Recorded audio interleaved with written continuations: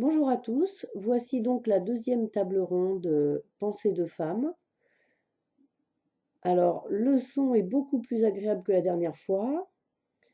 Bon, il va falloir que je travaille encore. Peut-être que je change de micro aussi, parce que, effectivement, moi, je suis beaucoup moins forte que les autres intervenantes, mais c'est pas grave. Vous me direz dans les commentaires. Merci de votre écoute. À bientôt.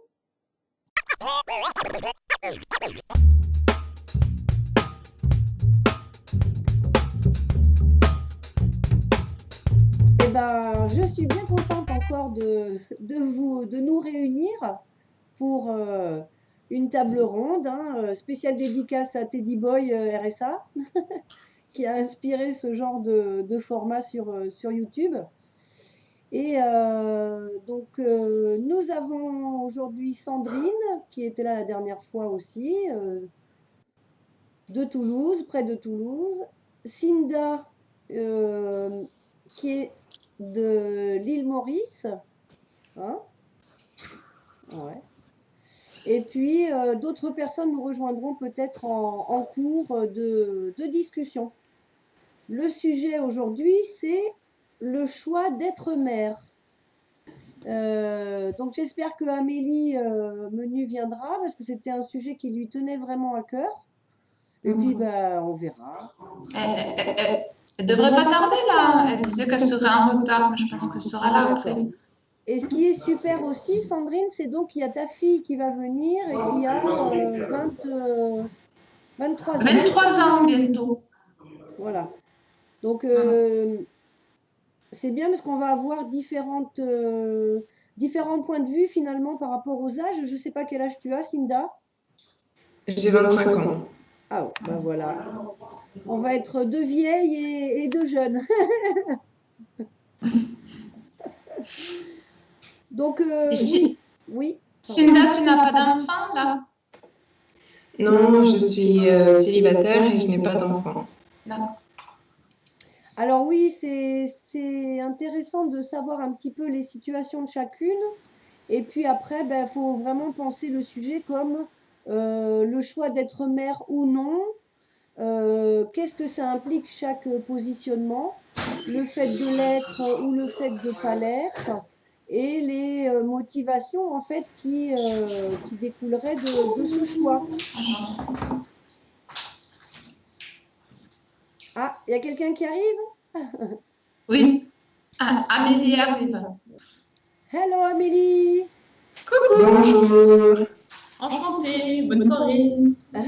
Est-ce qu'on peut peut-être déjà parler de chacune de nos situations? Donc, Cinda, tu disais, tu es célibataire sans enfant. Voilà, c'est ça. Ouais. Et j'ai 25 ans. D'accord. Sandrine? Sandrine, à toi, si tu veux. Ah, pardon, ça coupe de temps en temps. Mais moi, j'ai 48 ans et j'ai 2 enfants. Une grande de bientôt 23 ans et un petit de 17 ans. Petit. Voilà, que j'ai eu avec 2 papas différents. Je le précise, ça peut être important de savoir. Ouais. Et tu es célibataire en ce moment ou tu es avec l'un des 2 papas ou... Avec aucun des 2 papas. D'accord. Depuis 8 ans, on s'est séparés avec le papa du petit. Donc, lorsqu'il avait à peu près, dans sa 10e année. Ok. Et pour Amélie, on s'est séparés avec son papa un peu avant qu'elle ait 2 ans. D'accord. Voilà. Ouais. Tu nous expliqueras peut-être tout à l'heure les choix, enfin peut-être si tu as envie, comme tu le sens. Hein. Bien sûr. Et toi alors Amélie, t'en es où? Alors moi, je vis en couple depuis presque 4 ans avec mon amoureux et on n'a pas d'enfant et c'est pas du tout dans nos projets et ce sera jamais, je pense, dans mes projets. Voilà. D'accord. Et je vais avoir 23 ans. D'accord. Bah, tu nous expliqueras ça un petit peu tout à l'heure, oui, hein. Bien sûr, bien sûr. Voilà, alors même moi, je suis mère d'une petite de bientôt 18 ans et je ne suis plus avec son père depuis 2005, donc elle avait 6 ans. Et puis, je suis célibataire et j'ai 43 ans, donc bon, bah, les enfants, si j'en avais voulu d'autres, c'est râpé. Alors, moi, j'aimerais bien commencer justement par toi, Sandrine, si tu veux bien. Euh, Justement, tes motivations d'avoir des enfants. Qu'est-ce qui t'a donné envie d'avoir des enfants? Alors moi, au moment où j'ai fait mes enfants, je les ai faits pour des raisons que je trouve aujourd'hui plus que regrettables. Je les ai faits pour faire un cadeau à leur papa. En gros, c'est ça. Enfin, plus un cadeau pour le papa d'Amélie. Et pour le papa de Brice, c'était mon optique à moi à ce moment-là. Et pour le papa de mon petit garçon, c'était plus pour montrer à leurs aînés qu'un homme et une femme pouvaient s'aimer vraiment et pour faire une famille, pour leur montrer que ça pouvait exister, une famille. Mais en parlant de faire un cadeau à mon père, t'entends quoi? Voilà. C'était le plus beau cadeau que je pouvais lui faire. Tu veux dire que c'était une preuve d'amour en fait? Oui, D'accord. oui, oui, oui. Voilà, c'était mes motivations à ce moment-là. D'accord, d'accord.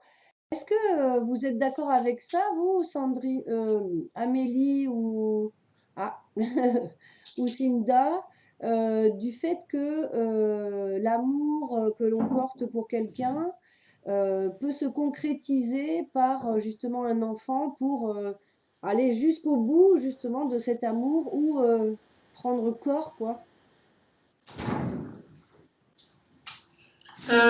Alors moi, je pense qu'on peut s'aimer sans avoir besoin de créer quelque chose de palpable. Et je pense que justement, quand on s'aime vraiment, on n'a pas besoin de ça pour prouver qu'on s'aime vraiment, on n'a pas forcément besoin de faire des enfants. Et je pense que c'est quand même triste de devoir faire des enfants pour prouver à la personne avec qui on est qu'on l'aime vraiment. Surtout qu'en plus, on peut aimer quelqu'un et ne pas vouloir d'enfant avec cette personne. Mm, mm. Et toi, Cinda, ça te parle ça, le fait d'aimer très fort et du coup d'avoir envie de faire un enfant avec cette personne ou... Non, j'aurais tendance à avoir une perception assez critique aussi sur le sujet. Euh, je sais pas trop quoi dire en fait. Je suis désolée. Est-ce que toi, tu es d'accord pour dire que quand tu aimes très fort quelqu'un, ça donne envie de faire un enfant avec cette personne? Oui, alors en fait, c'est ça, c'est sur la notion de l'amour en fait que peut-être je suis butée. C'est-à-dire que pour moi, c'est pas forcément de l'amour. Mais après, oui, je conçois le désir en fait. Je conçois totalement que ce désir puisse émerger, de faire un enfant avec quelqu'un et de se dire et de croire peut-être que c'est ça en fait qui va établir l'amour, qui va établir la relation et ouais. Mais alors du coup, pour moi, ça serait peut-être une projection, une illusion qu'on se fait, une croyance qu'on se donne. Voilà. D'accord. Mhm. Qu'est-ce qui te motive, enfin, qu'est-ce qui explique ce positionnement pour toi? Cette, Peut-être l'analyse que j'ai pu faire de la relation qu'ont mes parents, par exemple.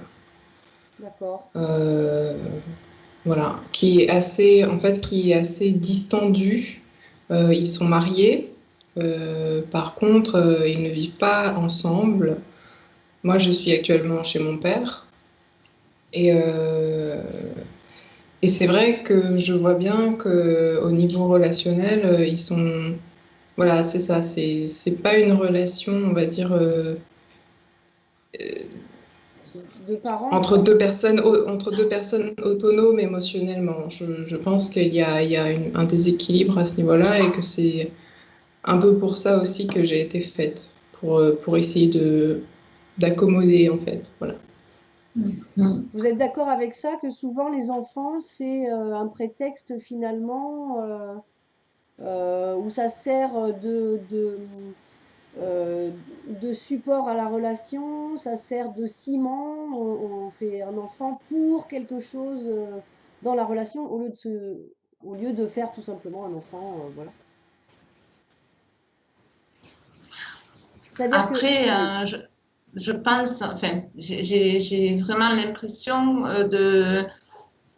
que le désir d'enfant ou les raisons pour lesquelles on fait un enfant, justement, ne se résume pas à une seule raison. Il y a, quand je dis que c'est moi, par exemple, que c'était pour faire un cadeau au papa d'Amélie, c'était ça, ok, mais c'était aussi pour convenir aux souhaits de mes parents, des siens, voilà, toute cette pression sociale qui nous donnait, bon, ben, il y a 25 ans, hein, depuis j'ai beaucoup évolué dans ma manière de penser, mais à ce moment-là, effectivement, enfin, mes parents, en tout cas, me voyaient, pour eux,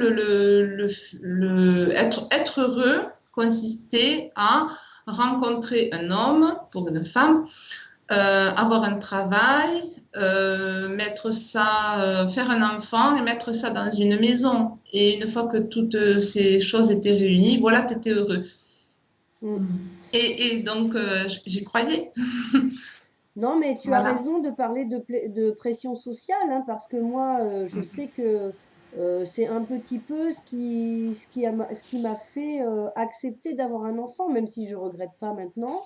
Je sais que c'était ah, mais ça fait 4 ans que vous êtes ensemble, alors quand est-ce qu'on va avoir un petit garçon ou une petite fille?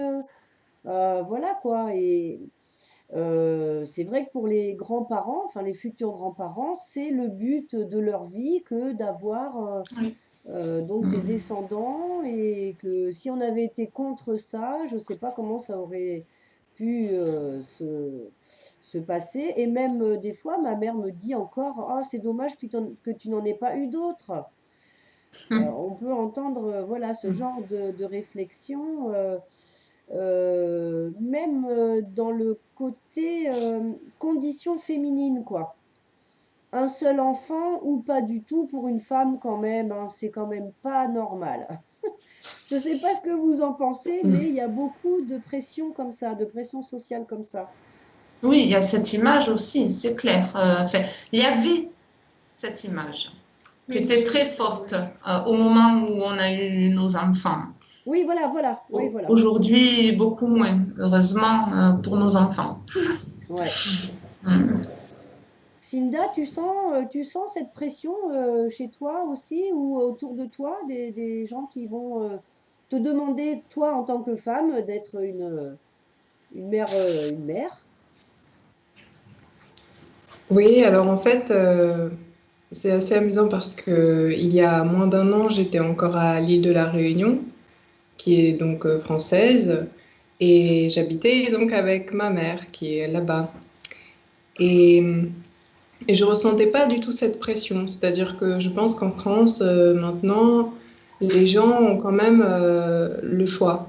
Et aussi, il faut savoir que je suis fille unique, donc ma mère a vraiment fait le choix à la base d'avoir qu'un seul enfant. Et c'était clair dans sa tête qu'elle aurait qu'un seul enfant. Mm. Du coup, c'est quelque chose qui est déjà un peu déconstruit pour moi, de savoir si, enfin voilà, ce sera ton choix en fait. Voilà, pour moi, c'est mon choix. C'est combien d'enfants, c'est mon choix. Voilà. de base. Et après, là, j'ai changé de société et c'est vraiment pas la même culture à Maurice. Donc, Maurice est indépendante et il y a quand même une grande communauté tamoule et c'est en partie de cette communauté-là que moi je viens. Ma grand-mère est tamoule. Et du coup, c'est pas du tout le même rapport au couple et au fait d'enfanter. J'ai une cousine très proche, enfin germaine, qui, par exemple, qui a été mariée à quelqu'un sur la base d'un arrangement entre deux familles, par exemple. Ah Et oui. ça lui pose aucun problème, c'est-à-dire que les deux fiancés s'entendent bien, ils apprennent à se connaître et c'est sûr, ils auront des enfants ensemble, voilà. Du coup, c'est vrai que quand je rencontre mes tantes etc., elles me demandent bon alors, t'as un copain, quand est-ce que tu vas te marier? Voilà, c'est quelque chose qui est nouveau pour moi, ce genre de questions. Et c'est vrai que je suis obligée d'un peu esquiver. Je fais comme si ça allait arriver, mais en même temps, au fond de moi, je me dis non, ça n'arrivera pas. Enfin voilà, c'est. Donc oui, j'ai un peu la pression. Et mon père, comme il me voit grandir aussi, et que lui, il est mauricien, donc c'est vraiment sa culture à la base. Je crois que ça le travaille un peu. Ouais. Il voudrait bien que je me marie et que j'ai des enfants. Ben oui, c'est... Ouais. Pardon. Oui, moi, ça me fait penser à justement ce que disait Sandrine il y a quelques minutes, quoi, qui est le standard du bonheur, c'est la famille, la maison, le boulot, tout ça, tout ça. C'est encore très présent, après peut-être moins en France, mais je trouve que c'est encore très présent. Le standard du bonheur, quoi, l'archétype du bonheur dans toute sa splendeur, avec le mariage comme point d'orgue à tout ça, quoi. Et toi, Amélie, Je- tu... Pardon, vas-y. Oui, je t'écoute. Bah en fait, je voulais ajouter quelque chose. Oui, oui, J'avais cette remarque qui venait en tête. vas-y, vas-y. Euh, j'ai l'impression qu'en fait, ouais, à l'adolescence, à partir de l'adolescence, on commence à construire une personnalité. Et je trouve qu'il y a un espèce de point culminant de cette construction où les gens se disent, bon là ça y est, je suis assez fort, j'ai un statut social, je sais me défendre en société, je suis capable de défendre mes enfants, d'avoir une famille. Et donc maintenant que je me sens moi-même en sécurité et que je peux protéger les autres, je vais faire des enfants. Et il y a cette espèce ouais, de point culminant dans la construction de la personnalité où on se dit, voilà, c'est un accomplissement, je vais faire ça parce que ça va démontrer à la société que je suis capable de faire ça et tu vois, ça entre dans une logique de reproduction, voilà. Mm, mm. Mm. Oui, oui, c'est pas anodin de toute façon si ceux qui n'ont pas envie d'avoir d'enfants sont regardés bizarrement, parce qu'effectivement, ça rentre aussi dans, comme tu dis, la préservation de l'espèce, la reproduction logique, la transmission du patrimoine, et Ouais, avec toute comment dire, euh, tout le côté ancestral immuable, quoi. Voilà, c'est pas anodin que les personnes qui n'ont pas envie, voilà, soient regardées de travers, quoi. Ça, c'est sûr que. mm. Et je voulais poser la question du coup à Amélie. Comment tu te situes, toi, à 23 ans, dans ce... bon, peut-être que tu as déjà quitté l'adolescence, mais on peut dire que tu es un peu dans la période charnière où ça y est, t'es plus du tout un enfant, tu es un jeune adulte, une jeune adulte, et avec ce que venait de dire Cinda aussi, comment tu te conçois, comment tu te sens? Alors, bon, déjà, moi, depuis très très longtemps, je sais que je ne veux pas d'enfant. C'est quelque chose pour plusieurs raisons qui ont évolué ensuite au fur et à mesure de ma vie. Mais bon, déjà, quand j'étais plus jeune, c'était vraiment quelque chose qui me dégoûtait. Genre, je trouvais ça tellement horrible. Le simple fait d'être enceinte, en fait, ça me donne envie de vomir. Et d'ailleurs, bon, c'est encore le cas pour moi, hein. Le fait de m'imaginer enceinte, c'est juste mon pire cauchemar. Et, Et du coup, bon, c'est un truc que j'ai toujours assumé et dit. Et même si les gens étaient un petit peu réfractaires, moi, je l'ai toujours revendiqué. Et bon, bah, souvent, les gens, et toujours aujourd'hui, me disent oh, t'es jeune, tu vas changer d'avis, parce que, tu sais, c'est l'instinct maternel, tout ça, à un certain âge, t'as forcément envie d'avoir des enfants, patati patata. Et en fait, moi, j'ai une réponse toute simple à ça. C'est que je leur dis, mais en fait, moi, j'ai plein d'enfants. Tous les enfants dont je m'occupe les étés en colonie de vacances, c'est mes enfants. Les enfants que je garde en tant que nounou, c'est mes enfants. Et moi, en fait, ça me suffit. Et je trouve ça tellement enrichissant. Parce que du coup, ils sont beaucoup quand même. Déjà en colonie, c'est une cinquantaine, donc ça fait beaucoup d'enfants. Et je trouve ça tellement plus enrichissant de s'occuper de tous ces enfants plutôt que juste d'en avoir un juste pour moi et que je partagerai avec quelqu'un d'autre. Enfin, je sais pas, je trouve ça un petit peu, ça me dérange. Et du coup, ben moi, c'est la raison, en tout cas, que je donne aux gens, c'est que voilà, je pense, pour moi, avoir des enfants, c'est surtout perpétuer, enfin, leur donner vraiment toutes les bases pour avancer dans la vie et être heureux. Je pense que ça, en fait, c'est perpétuer le bonheur. Voilà. Après, c'est peut-être un peu utopiste, hein, mais... Et du coup, je pense que j'ai plus la capacité de rendre des enfants heureux en m'occupant des enfants des autres, plutôt qu'en me consacrant à un seul enfant. Et du coup, enfin, j'ai l'impression que ce serait un petit peu égoïste, parce que du coup, tous ces enfants à qui je donne plein d'amour et de bienveillance et tout ça, ben, ils profiteraient plus de ça. Alors après, je suis pas la seule, hein, heureusement d'ailleurs. Mais du coup, voilà, je pense que, enfin, moi, ça me suffit. Et puis, du coup, c'est bien parce que l'après-midi, j'ai mes enfants. Bon, en colonie, c'est pendant 2 semaines. Et puis, je rentre chez moi. Et puis là, ben, je suis tranquille. Voilà. Et ça, c'est cool aussi. Non, mais c'est vrai que c'est un argument quand même. Donc voilà, et du coup, bon, ben, c'est sûr, les parents de mon copain, surtout sa mère, souvent, elle m'en parle et elle remet le truc un petit peu sur le tapis à chaque fois. Mais bon, moi, c'est clair pour moi, quoi. Je veux pas d'enfant. En plus, bon, il s'avère qu'il y a un des cousins qui est papa depuis pas longtemps, patati, patata. Alors, forcément, ils me voient avec leurs enfants que j'adore. Et en plus, à chaque fois que je les vois, j'adore m'en occuper. Ils sont là, ah, toi, tu vas craquer. Et j'ai envie de leur dire, ben non, là, je m'occupe d'un enfant, ça me fait kiffer. Et quand je vais rentrer chez moi le soir, je vais me dire, ah, c'était cool, je me suis occupée d'un enfant cet après-midi, maintenant je suis tranquille chez moi, c'est génial. Et moi, ça me convient. Voilà. Tout à fait. C'est tout à fait entendable. Et puis, de toute façon, c'est ton positionnement.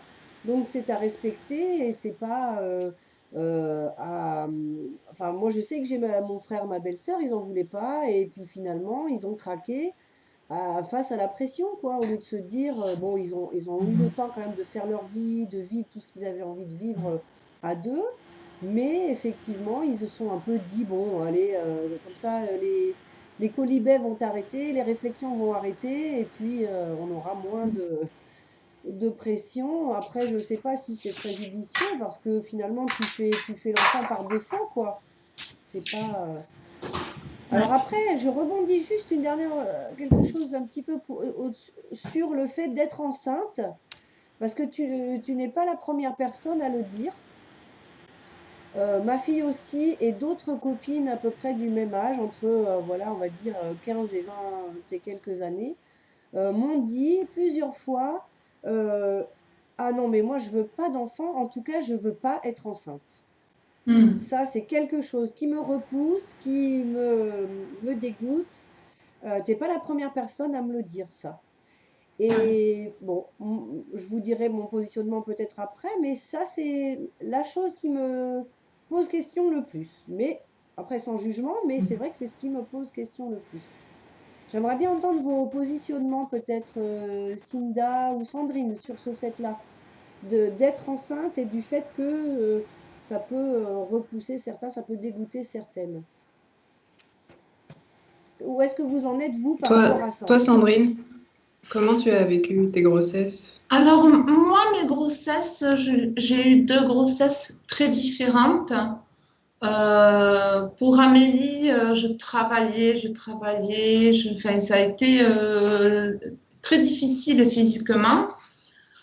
L'accouchement s'est bien passé et bon, j'ai de la chance, c'est que mon corps n'a pas été transformé par aucune des deux grossesses, ou si peu que bon, puis je me dis que quand je vois le résultat, ça valait le coup. Bon. Et pour le petit, j'ai eu une grossesse, j'étais un peu comme une princesse. Par contre, là, je me suis beaucoup reposée, j'ai beaucoup lu, je prenais le temps pour tout. Et par contre, quand le petit est né, il était très virulent, l'inverse d'Amélie. Alors, c'est marrant parce que j'ai vraiment l'impression d'avoir vécu une grossesse toute speed et d'avoir une petite puce calme. Et la seconde de grossesse était toute calme et j'ai eu un petit bonhomme tout speed. Donc, en fait, j'ai eu la totale. Pour moi, ça n'a pas du tout été des mauvais souvenirs au niveau grossesse, accouchement, tout ça, non. Par contre, ce qui pour moi a été difficile, c'est qu'après, en grandissant, je me suis vraiment posé la question à savoir si je les avais fait naître dans un monde, si ça valait la peine de les avoir fait naître, quoi. Voilà. Mais ça, c'est un niveau beaucoup moins perso, j'ai envie de dire. Ouais. Voilà. Oui, oui, et c'est un thème qu'on pourra aborder aussi après. C'est vrai que c'est quand même assez important, ça. C'est une des questions, moi, qui m'a motivée à ne pas avoir de deuxième enfant, par exemple, tu vois. Même si j'ai adoré être enceinte, vraiment le truc, ça s'est très bien passé, l'accouchement s'est très bien passé. Bon, le papa n'était pas très présent pendant tout ce moment-là, c'est ce que je pourrais regretter. Peut-être il avait peur, peut-être il se sentait pas bien face à ça, je ne sais pas. Mais donc du coup, j'étais assez toute seule, mais moi, ça a été vraiment le plaisir de... Et d'ailleurs, ça m'a réconciliée avec ma condition de femme, comme on avait parlé un petit peu de ça, et c'est vrai que avant, j'étais pas du tout contente d'être une fille, j'étais même déçue d'être une fille, je me disais, mais c'est nul et tout, jusqu'à au moins, voilà, ouais, jusqu'à ce que je sois vraiment euh, enceinte, quoi, ou prête à avoir un enfant, je trouvais ça nul d'être une fille. Et après, je me suis dit, ben non, en fait, c'est super bien, et heureusement que j'ai connu ça, sinon, ça aurait pas, j'aurais pas vu la vie pareille, et ça m'aurait pas fait mûrir pareil, quoi. Et toi, Et, Cinda, oui, pardon. pardon. Non, vas-y. Juste rajouter par rapport à ça, pareil, je me considérais pas super bien avant d'avoir Amélie. Et c'est le fait de l'avoir qui m'a réconciliée avec mon corps et avec le fait d'être femme. Et puis surtout, c'est à ce moment-là que j'ai compris que j'étais capable de faire quelque chose. Voilà, parce qu'avant ça, je pensais être capable de rien. Et c'est pour ça que je suis si contente de voir la façon dont Amélie grandit, parce que justement, elle sait qu'elle est capable de faire plein de choses et elle n'a pas besoin de faire un enfant pour se prouver qu'elle est capable. Donc, voilà. Et toi, Cinda, alors? En fait, moi, ça m'a jamais répugné, l'idée m'a jamais répugnée. Par contre, effectivement, je suis surprise qu'Amélie évoque cette espèce de distance un peu. Non, non, non, non. Parce que en fait, j'ai une copine aussi, ça lui fait un peu la même chose. Dès qu'on en parle, elle dit, ah non, non, c'est trop horrible, je veux surtout pas avoir ce gros ventre, je veux pas être enceinte, etc. Et moi, ça m'a pas fait ça. En fait, même je dirais qu'à l'adolescence, vers l'âge de 15 ans, je projetais déjà d'avoir un enfant, en fait. Je projetais d'avoir un enfant. Et c'était quelque chose qui me donnait de l'espoir, en fait, à l'époque. Et par la suite, j'ai eu une relation un petit peu longue de 3 4 ans avec un homme. Et au fur et à mesure de cette relation, le désir d'avoir un enfant, en fait,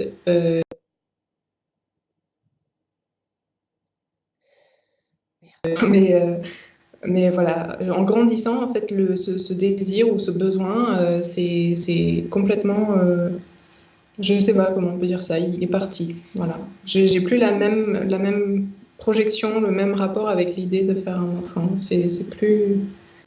Ouais, c'est pas pareil. Et du coup, justement, la question, je pense que c'est beaucoup les questions philosophiques hein, qui ont atténué ce désir-là. C'est vrai que enfin voilà, à l'adolescence, on se rend compte un peu du monde dans lequel on vit. Et en ce moment, c'est vraiment pas tip-top, quoi.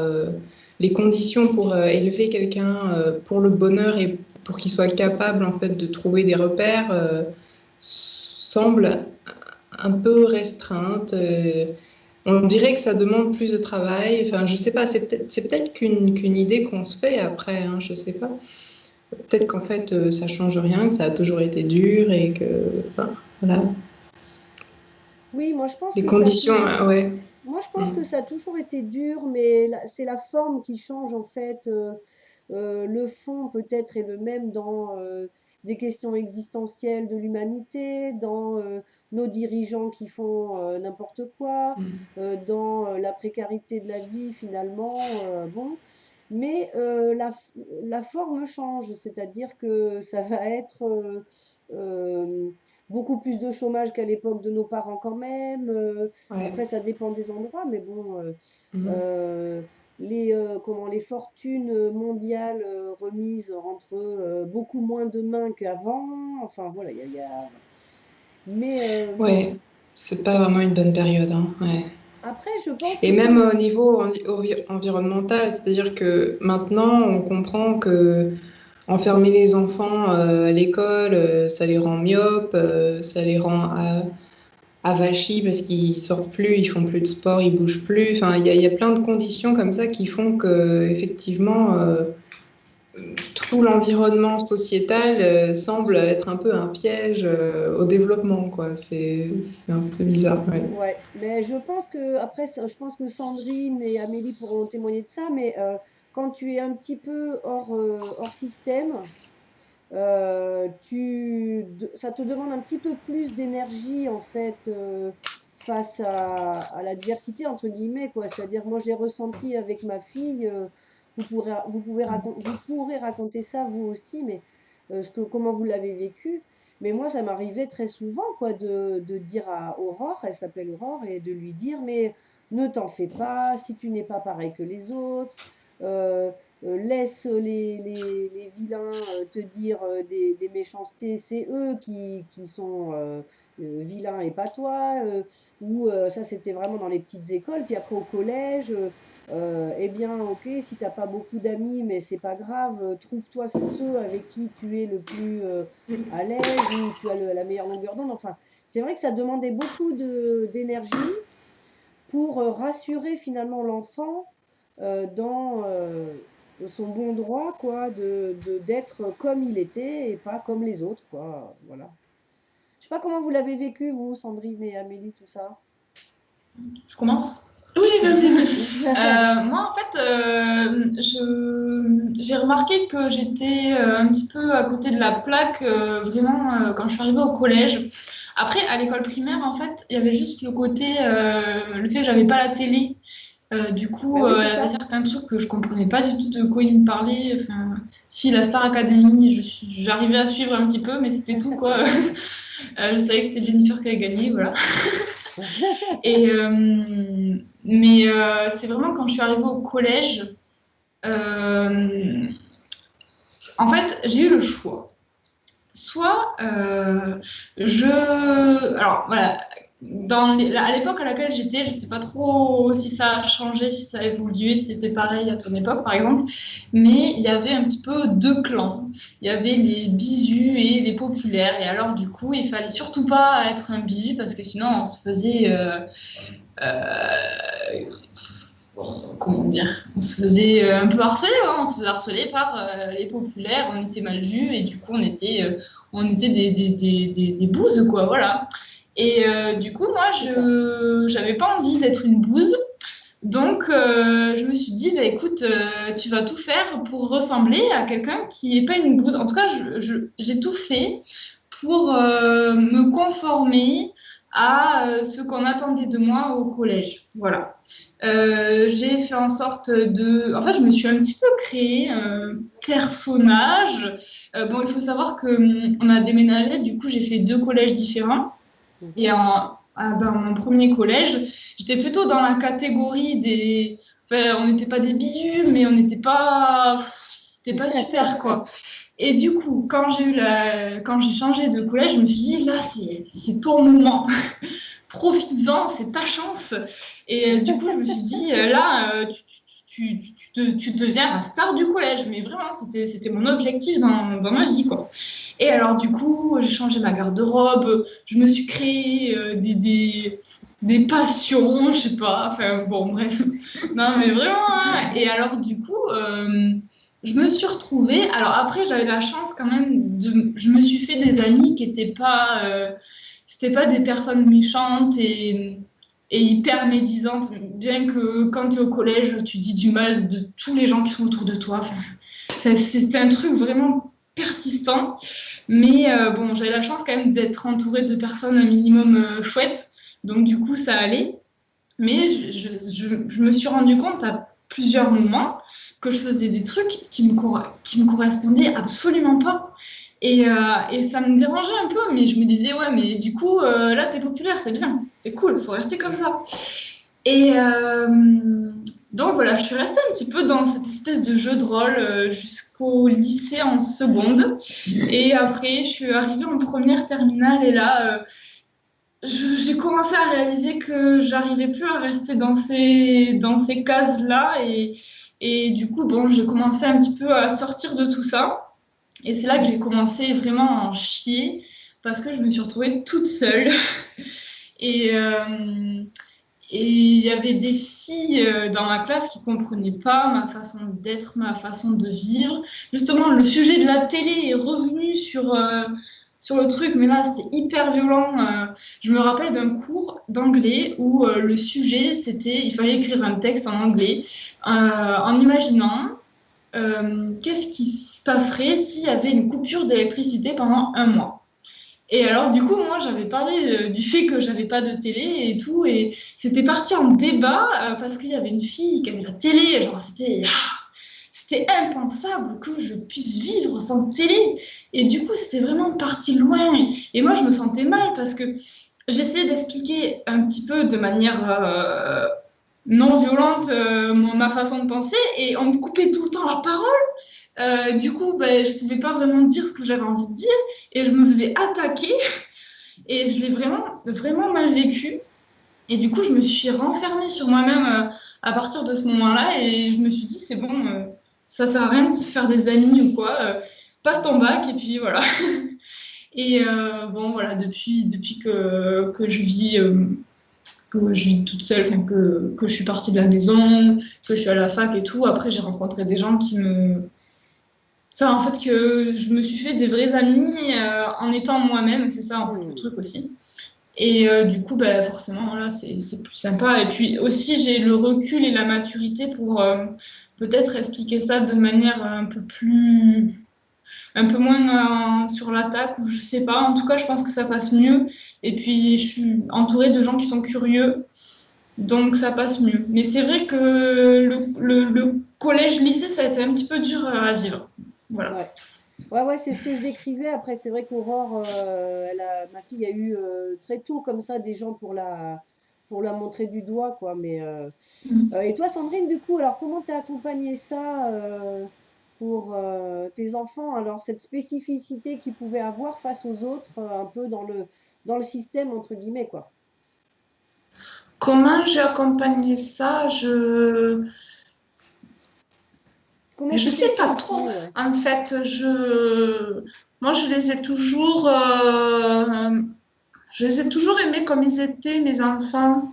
Justement, ils étaient très différents l'un de l'autre. Donc, et pour moi, il n'y avait pas d'exemple type d'enfant. L'enfant ne devait pas être comme ci ou comme ça. Et cet enfant qui fait ci, il est bien. Ou cet enfant qui fait ça, il n'est pas bien. Oui. Pour moi, tout ce qu'il faisait, c'était à partir du moment où il le faisait, c'est parce qu'ils avaient besoin de le faire. Est-ce que eux se sentaient bien là-dedans? Oui ou non? Ouais. C'était pas à moi de décider en fait si ça me convenait ou pas. Ouais. Bon, là, il parle de la télé. Effectivement, ça a été une chose, la chose, je pense, qu'ils ont subi, entre guillemets, parce qu'effectivement, comme il n'y avait pas de télé, ben, il n'y avait pas de télé, ils ne pouvaient pas l'inventer non plus. Mais eux étaient vraiment conscients déjà depuis tout petit qu'ils avaient de la chance quelque part de ne pas avoir de télé parce que on pouvait avoir une véritable relation entre nous, qu'au lieu de manger devant la télé en se taisant, on parlait, on racontait l'histoire le soir avant d'aller au lit, et que au lieu à l'inverse de leurs amis, de leurs copains de l'époque, qui étaient curieux de rien. Ils parlaient tous du même sujet, de ce qu'ils avaient vu au programme à la télé le soir d'avant. Ça se limitait strictement à ça, ou de ce que les parents avaient vu, et donc la version de ce que les parents en avaient donné. Donc moi, en fait, mon travail, c'était de décrypter ce que mes enfants avaient compris de ce que leurs copains leur avaient dit, qu'ils avaient entendu de leurs parents. C'est ça, c'est ça. Voilà, je remontais le fil du truc. Et là, je leur disais, attends, hop, on se calme, on respire un grand coup. Bon, il y a ça, il y a ça, il y a ça, il y a ça. Qu'est-ce que tu en penses, toi? Voilà. Et je pense que ça les... Sur le coup, franchement, ils étaient soulagés. Après, effectivement, tous les matins, c'était, allez, de nouveau, je vais affronter mes copains et on va me prendre pour quelqu'un qui n'est pas normal, des choses comme ça. Mais écoute, quand je les vois aujourd'hui, si bien dans leur basket, l'un comme l'autre, je me dis que vraiment, ça valait le coup de... Tant pis, quoi, de passer de mauvais moments à ce moment-là. Oui. J'avais pas vraiment l'impression de leur bousiller leur enfance, au contraire. Non, et puis après, nous, on n'était pas au bord du suicide. Hein. Enfin, en tout cas, moi, je l'ai quand même très bien vécu, tout ça. Puis justement, ça m'a appris aussi à ouvrir un petit peu ma bouche et à me défendre parce que j'avais des choses à dire et que j'étais pas d'accord avec ce que les autres disaient. Je pense que Brice en a plus souffert parce que lui, au contraire de moi, il a pas du tout... comment dire, il s'est pas du tout conformé à ce qu'il devait être quand il était même en primaire. Hein. Et du coup, lui, il était beaucoup plus en souffrance parce que il avait pas beaucoup de copains et lui, il était vraiment complètement incompris. Et c'est vrai que pour le coup, je pense que ça a été beaucoup plus dur pour lui. Mais après, on était, clairement, bon, déjà, on avait, du coup, on savait que quand on allait rentrer à la maison, on allait pouvoir souffler et que c'était pas un enfer à chaque moment, à chaque seconde de notre existence. Donc, je pense que ça, déjà, ça y fait beaucoup. Et puis bon, je pense que le fait d'être bien entouré à la maison, déjà, ça y fait beaucoup. Quoi. Voilà, c'est ça dont je parlais tout à l'heure. C'est vraiment le rôle, finalement, de... apaisant, rassurant que peuvent avoir ou doivent, je n'aime pas dire doivent, mais qui est bien que les parents aient face pour aider les enfants à faire face à leurs différences, quoi, et à accepter leurs différences et à apprendre à se débrouiller au milieu de tout ça, quoi, parce que, comme on disait, c'est vrai que le monde n'est pas si facile que ça, et si tu rentres pas dans la case, tout de suite on te montre du doigt, et bon voilà, en tant que mère, en tant que parent, quoi, en général, c'est vrai que c'est un peu le rôle normalement de soutenir ses enfants et de faire comme tu disais très bien, très justement, quoi, Sandrine, de déconstruire tout ce qu'ils peuvent entendre mais c'est de l'énergie supplémentaire, quoi. Il y a beaucoup de parents qui vont se dire waouh, ben non, le soir, c'est bon, j'ai bossé. Qu'est-ce que tu me poses comme question là? Ça va, file dans ta chambre, fous-moi la paix. Enfin. Et du coup, c'est là que se repose la question de ces gens-là, pourquoi ils ont fait des enfants, Ouais, au final. ouais. C'est bon. Ok. Ouais, donc toi, Cinda, qu'est-ce que ça t'évoque, tout ce qui a été raconté par Sandrine et Amélie? Eh bien, ça m'évoque beaucoup d'amour en fait. Moi, dans ma famille, les relations sont quand même assez spéciales. Bon, comme j'ai dit tout à l'heure, mes deux parents sont très distendus dans leur rapport. Mhm. Euh, et j'ai grandi dans une maison qui avait la télé. Donc le soir, c'était télévision et je regardais les informations avec mes parents, même si j'y comprenais rien. Par contre, c'est vrai que du coup, bien qu'ils aient eu ce rituel tous les soirs et finalement une vie assez commune, c'est-à-dire ouais, voilà, boulot, télé, dodo, et on emmène le gosse à l'école, mine de rien, ils ont quand même tous les deux une tendance à être hors des schémas de la société.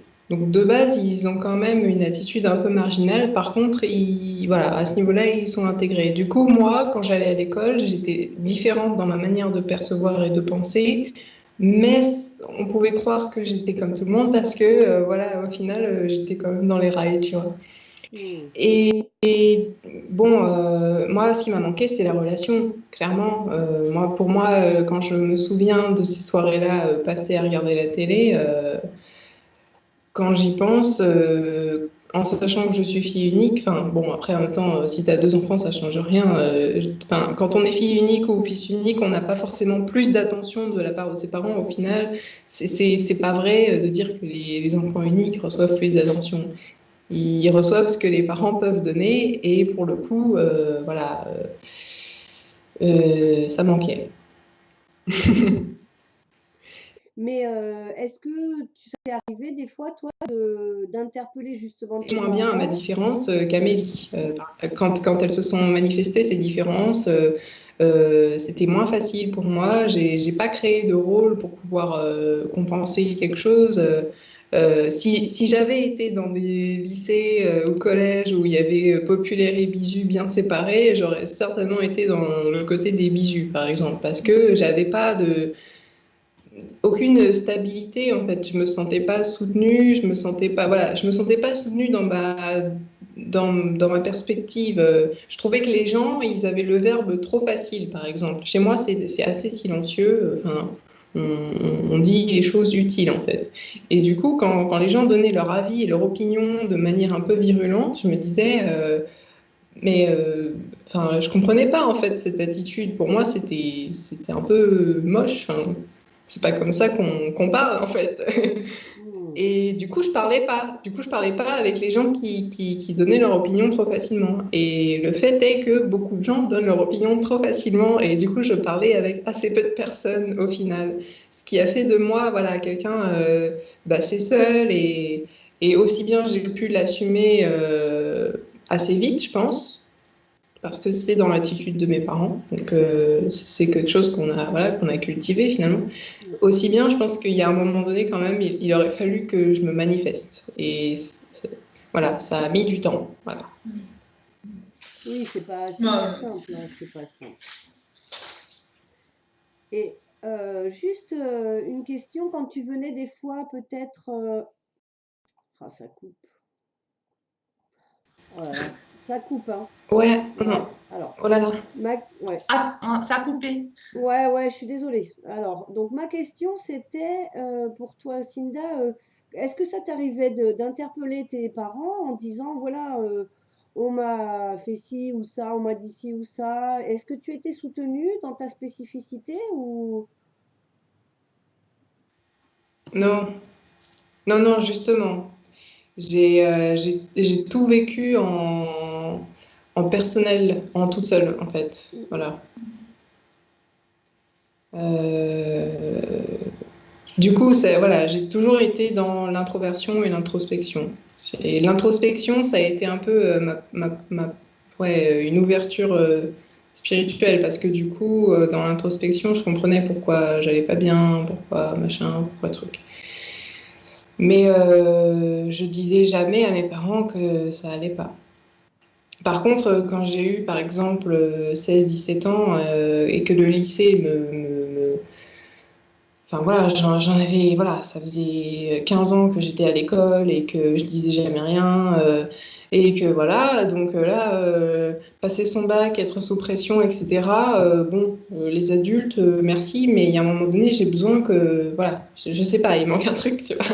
Et ça s'est beaucoup manifesté à ce moment-là, ouais. Le manque de soutien à la fin des études, quoi. Ouais, ouais, ça c'est quelque chose qui est quand même effarant.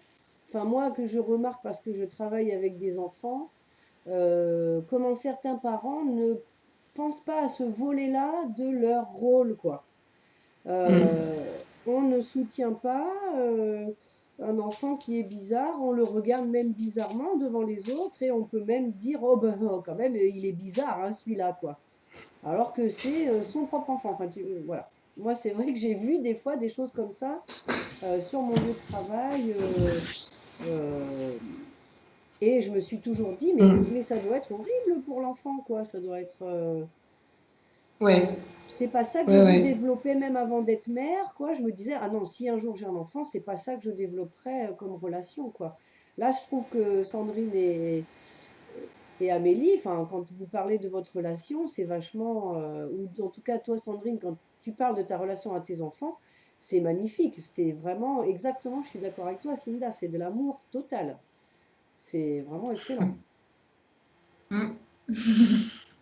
Je pense que j'ai eu, pareil, j'ai été élevée, moi, avec la télé, avec mon père qui travaillait à l'usine, ma mère qui est restée à la maison jusqu'à ce qu'on ait un certain âge.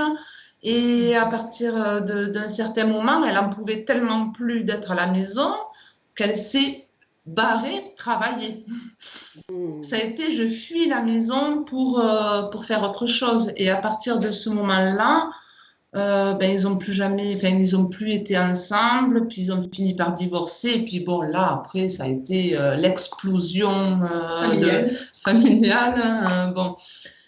Et moi, j'ai grandi en étant persuadée que j'étais quelque chose de pas bien, que je servais à rien.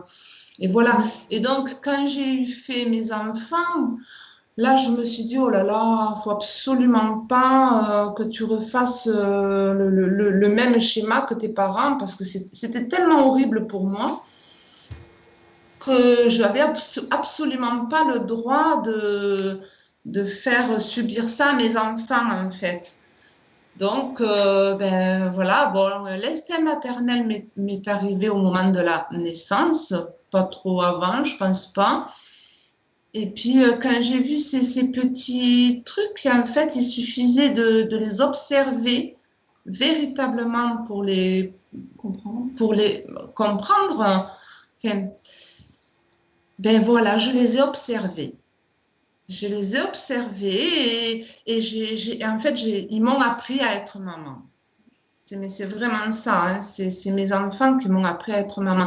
Mais j'ai envie de dire que enfin, ce qui m'a sauvée, c'est parce que voilà, quelque part, mes parents avaient pas trop d'argent et on s'est soudés avec mes frères et sœurs. Voilà, comme mes parents s'occupaient pas de nous, on avait les frères et sœurs. Et donc, pour moi, l'esprit d'équipe a toujours été, quand j'étais petite avec mes frères et sœurs, et ensuite quand j'ai eu mes enfants, avec mes enfants. Et comme je me suis retrouvée dans des situations, on s'est retrouvés dans des situations très difficiles à vivre, ben voilà, on s'est raccrochés les uns avec les autres pour faire notre petite équipe envers et contre tous. Ah, Voilà. c'est ça en plus, hein. Oui, c'est Complètement ça. ça. Ouais, ouais, mais c'est vachement important ce que tu dis aussi, le fait de se dire ah, attention, je ne vais pas refaire, ou en tout cas, Mm. où est-ce que j'en suis par rapport à l'éducation que j'ai reçue, Et qu'est-ce que je veux perpétuer et qu'est-ce que je veux surtout ne pas reproduire? Parce que c'est vrai qu'il y a tellement de parents qui ne se posent pas la question et qui font un enfant, et puis tout d'un coup, ben, on se rend compte que non, ben, en fait, il refait exactement la même chose en moins dur, mais quand même, quoi. Enfin, enfin, normalement, un parent ou une mère, en tout cas, puisque le sujet c'est être mère, c'est quand même la sécurité affective, quoi, de l'enfant. Et si ça, c'est pas posé en question avant, ou en tout cas de se dire, tiens, oui, ben, je suis mère ou je suis enceinte là, et qu'est-ce que je vais, comment je vais faire avec l'enfant qui va naître, bah, des fois, ça fait des dégâts monstrueux, quoi, parce que quand même, une naissance, c'est une grosse claque dans la tête. Enfin, je sais pas comment tu l'as pris, toi, Sandrine, mais on n'est jamais préparé à tout ça. Et même si c'est magnifique et il y a de la communication, moi, j'ai même fait comment on appelle ça, de l'apnotonomie, c'est-à-dire de la télépathie, en fait, avec mon enfant dans mon ventre et tout, quoi. Enfin, il y avait des choses énormes. Bon, après, c'est peut-être pas le sujet là, mais bref.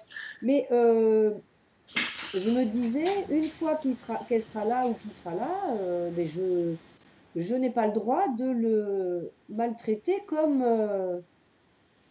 ou de reproduire en tout cas les mauvais schémas, quoi. Et c'est vrai que c'est important, quoi, d'entendre ça parce que des fois, c'est pas aussi évident, quoi.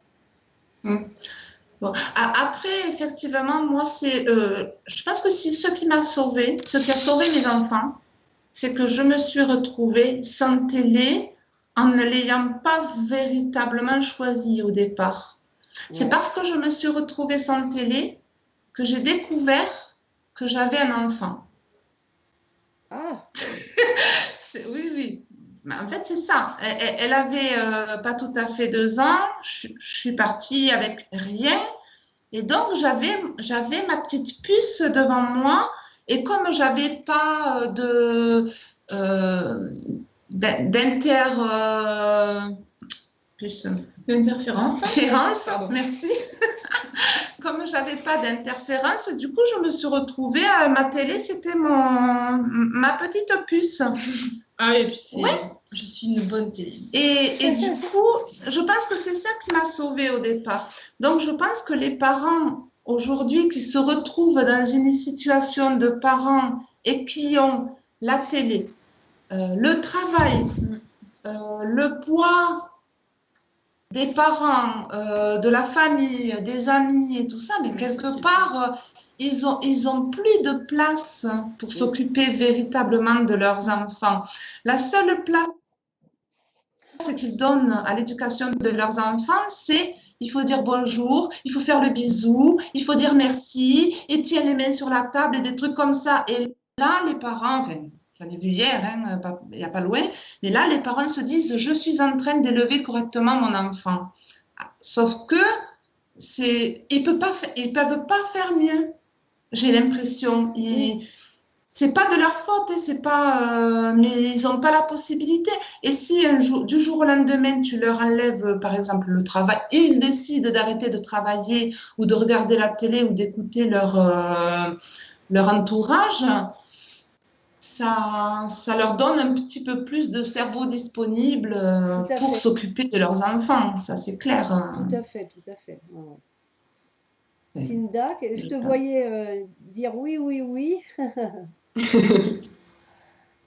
Oui, en fait, au début, je me suis dit, ah oui, en fait, ce qu'il faudrait faire, c'est aller dans les maternelles et dire aux enfants de débrancher la télé de leurs parents.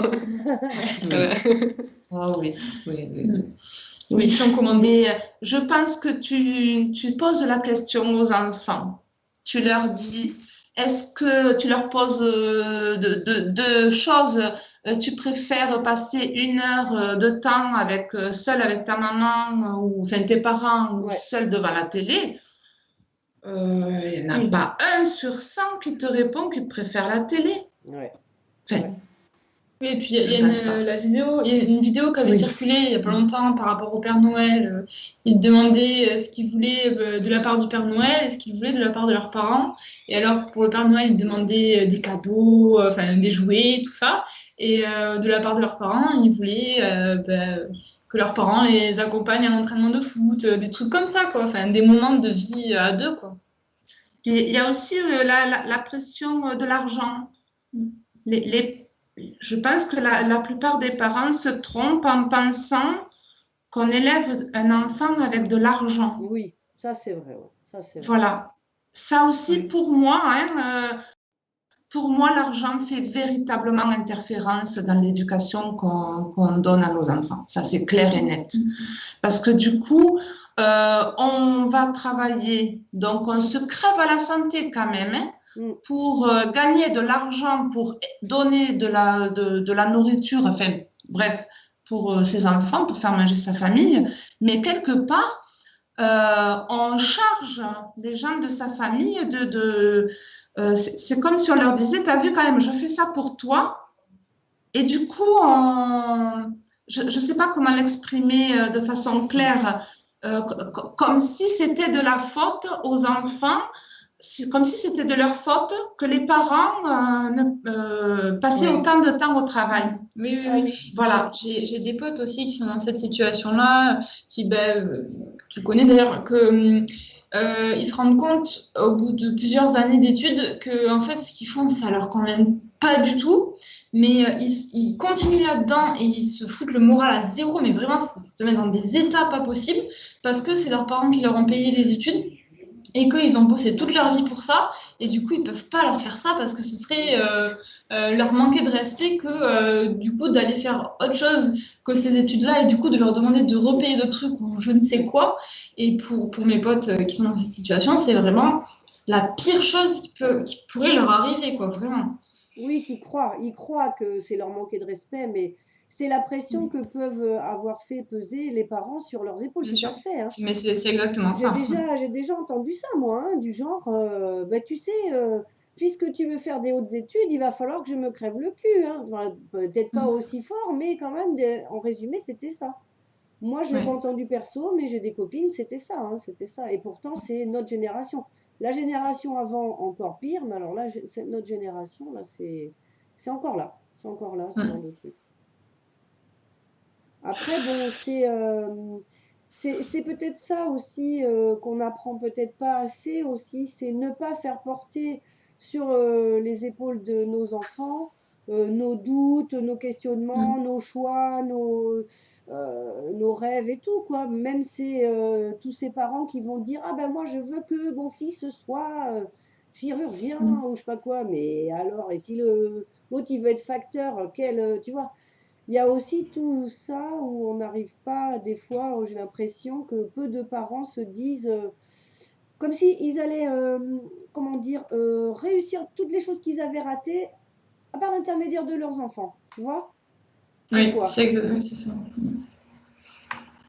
Et moi, je sais que je me débrouille souvent pour dire à Aurore, enfin à ma fille, mais tu feras bien ce que tu auras envie, et même si tu rates à un moment donné quelque chose où tu n'arrives pas à atteindre tel diplôme ou machin, tu auras peut-être une deuxième chance, tu auras peut-être eu un autre chemin. Enfin, ouais, voilà, la culpabilisation des enfants, c'est quand même pas l'éducation la plus pertinente, même si tu leur as appris, comme tu dis, à dire bonjour et à se tenir bien à table.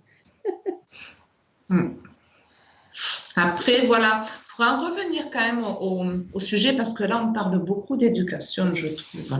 Mais oui, mais être mère, c'est un peu ça aussi, hein, c'est Oui, oui, éduquer oui, aussi, hein. c'est clair. Mais voilà, enfin, pour me rapprocher un peu plus de la question initiale, hein, Le je choix pense d'être qu'en mère, ouais. fait, oui, je pense qu'en fait, avant de faire un enfant, il faudrait quelque part faire une liste de bonnes questions à se poser. Enfin, bonnes, de questions. Oui, Qu'est-ce que je souhaite pour mon enfant? Qu'est-ce que je lui offre? Qu'est-ce que je vais lui apporter moi? Enfin, voilà, toutes ces petites questions. Dans quel monde je lui offre aussi. Hein, Ouais. ouais. Je pense que, voilà, moi, je pense que aujourd'hui, j'aurai 25 ans ou l'âge des filles, Ouais. en sachant ce que je sais aujourd'hui sur le monde et comment je vois les autres enfants, tout ça. Si on me dit, si on me pose la question, est-ce que tu aurais envie de faire un enfant? Je n'aurais absolument pas envie et je trouverais ça égoïste au possible que de vouloir faire un enfant dans le monde dans lequel on est aujourd'hui. Mm. C'est clair. Et alors, du coup, ça amène une autre question qui est, et oui, mais si les gens chouettes, ils font pas d'enfants, on va se retrouver comme dans le film Idiocratie où il y aura que les gens qui se posent pas de questions qui vont faire des enfants et ainsi de suite. Et au bout d'un moment, ben forcément. Alors bon, est-ce que je veux contribuer à l'éveil des générations futures ou pas? Ça va jusque-là quand Mais même. complètement, mais complètement. Qu'est-ce Ouais, que... Ouais, ouais. Cinda, tu t'es posé toutes ces questions, toi aussi, déjà? Je pense que je les ai pas bien approfondies. Après, c'est vrai que je me suis posé quand même pas mal de questions. Donc,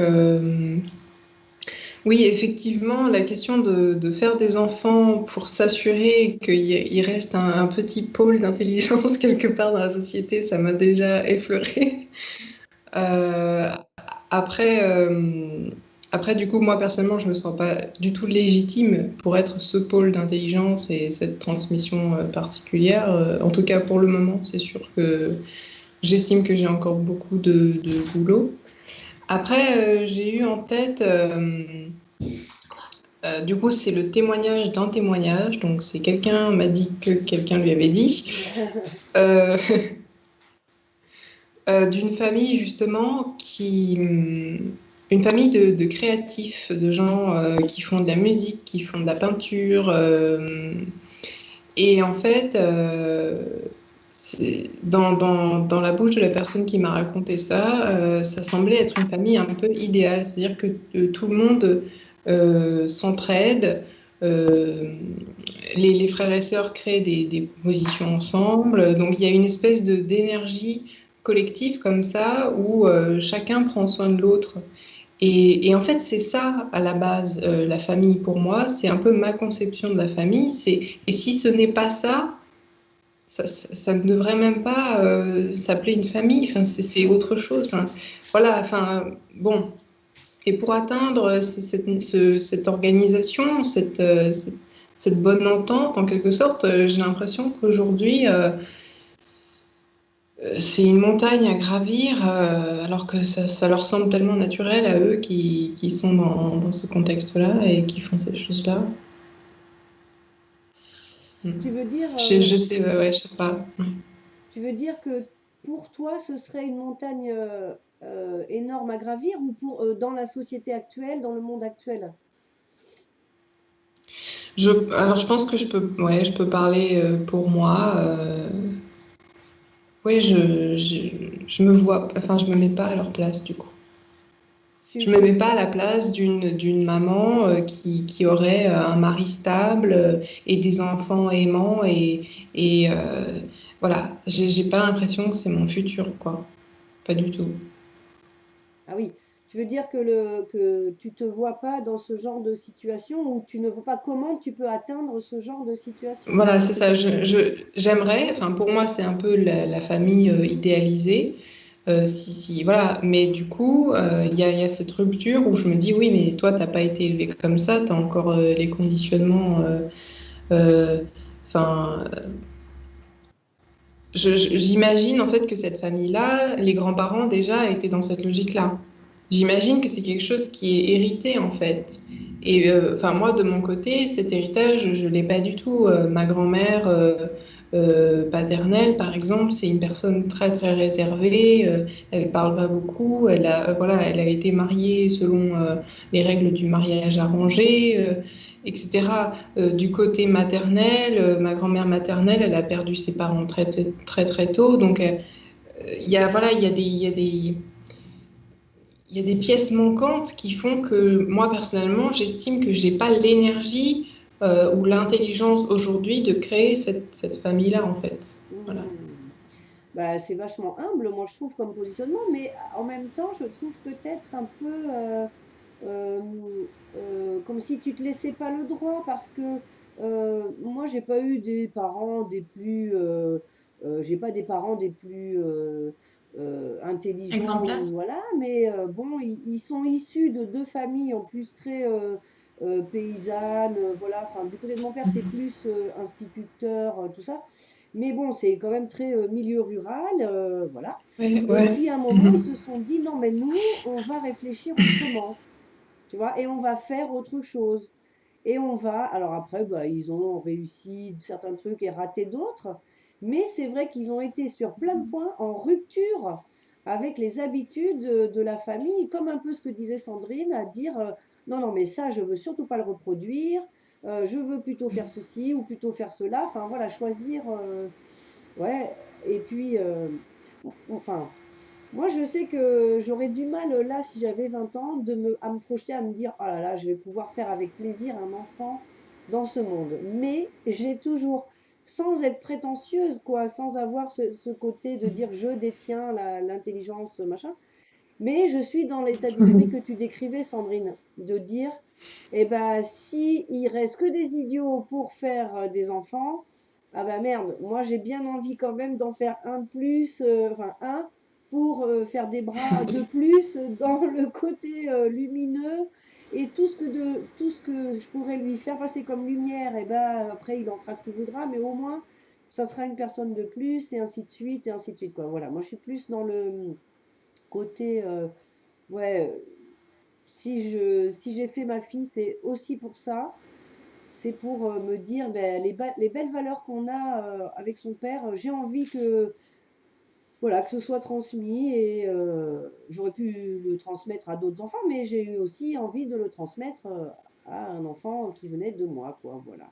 Après, bon, peut-être que je lui ai transmis des merdes aussi, hein, il n'y a pas de souci, mais bon, elle fera Oui, oui, son alors truc. voilà, c'est ça, c'est que moi, dans ma perspective, c'est un idéal et bon, les idéaux, enfin, c'est pas comme ça qu'il faut fonctionner en vrai. Enfin, je pense que là, je suis dans l'intellect plus que dans.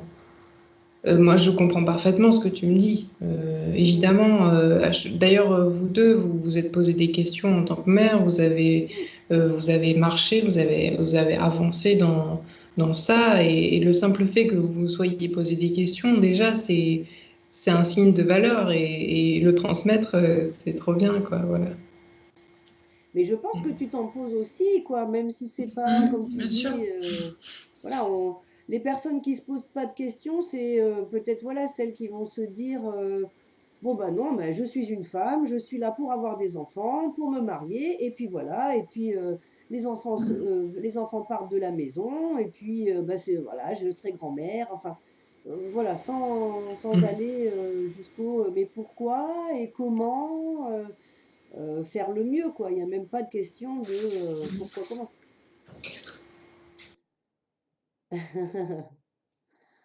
Ah, ça coupe, Parce que je n'entendais pas sinon. ça coupe, ça coupe. Ah, voilà, ça y est. Je parle à ma nièce en même temps. Ah, ben, si elle veut intervenir, ta nièce, il n'y a pas de souci. En fait, elle n'entend pas, alors du coup, elle ne sait pas du tout Ah oui. de quoi ça s'agit. Attends, on va enlever le truc pour voir si ça marche. Alors, est-ce Il y a un que truc vous nous entendez? Bah, attends. Non, Non. ça n'a pas l'air. Hein. Non, ça n'a pas l'air. Coucou. Non, non, bah non. Non, c'était pas sur le bon. Ah ouais, non, ça marche pas. C'est bon.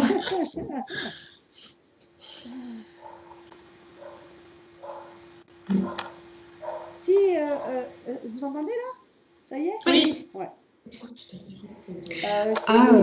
Ouais. Vas-y, pardon. Sinon. J'aurais quelque chose à ajouter du coup Oui. par rapport à ça, c'est que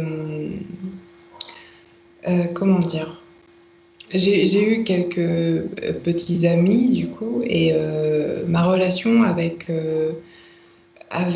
l'autre sexe est un peu délicate, en fait. Et du coup, c'est vrai que ça me pousse pas à envisager de faire une famille parce que j'ai pas l'impression que j'arrive à communiquer euh, voilà, avec les hommes. D'accord. Mm. Oui. Ouais. Ouais. Pour avoir envie de faire un enfant, je pense qu'il faut au départ se sentir bien avec un homme. Ou alors penser l'aimer tellement Ouais, voilà, ouais, à la que, rigueur. bon, Oui, oui, il y a aussi beaucoup de femmes qui aiment le fait d'être mère. Et bon, s'il y a le mari avec, ou le chéri avec, ou le père avec, tant mieux. Sinon, bah, enfin, moi j'en ai connu comme ça. Des Mm. gens qui avaient annoncé à leur compagnon, bon ben je suis enceinte et ben si tu veux qu'on le garde, tant mieux. Mais si tu veux pas le garder, ben c'est pas grave, on se sépare. Moi je le garde et je m'en vais. Et là, tout de suite, c'est spécial, hein. Ouais, Je dis pas bien mal, mais voilà, c'est non, non, vraiment non. la condition Ouais, non, d'être mère. ça devient particulier, ouais. Ouais.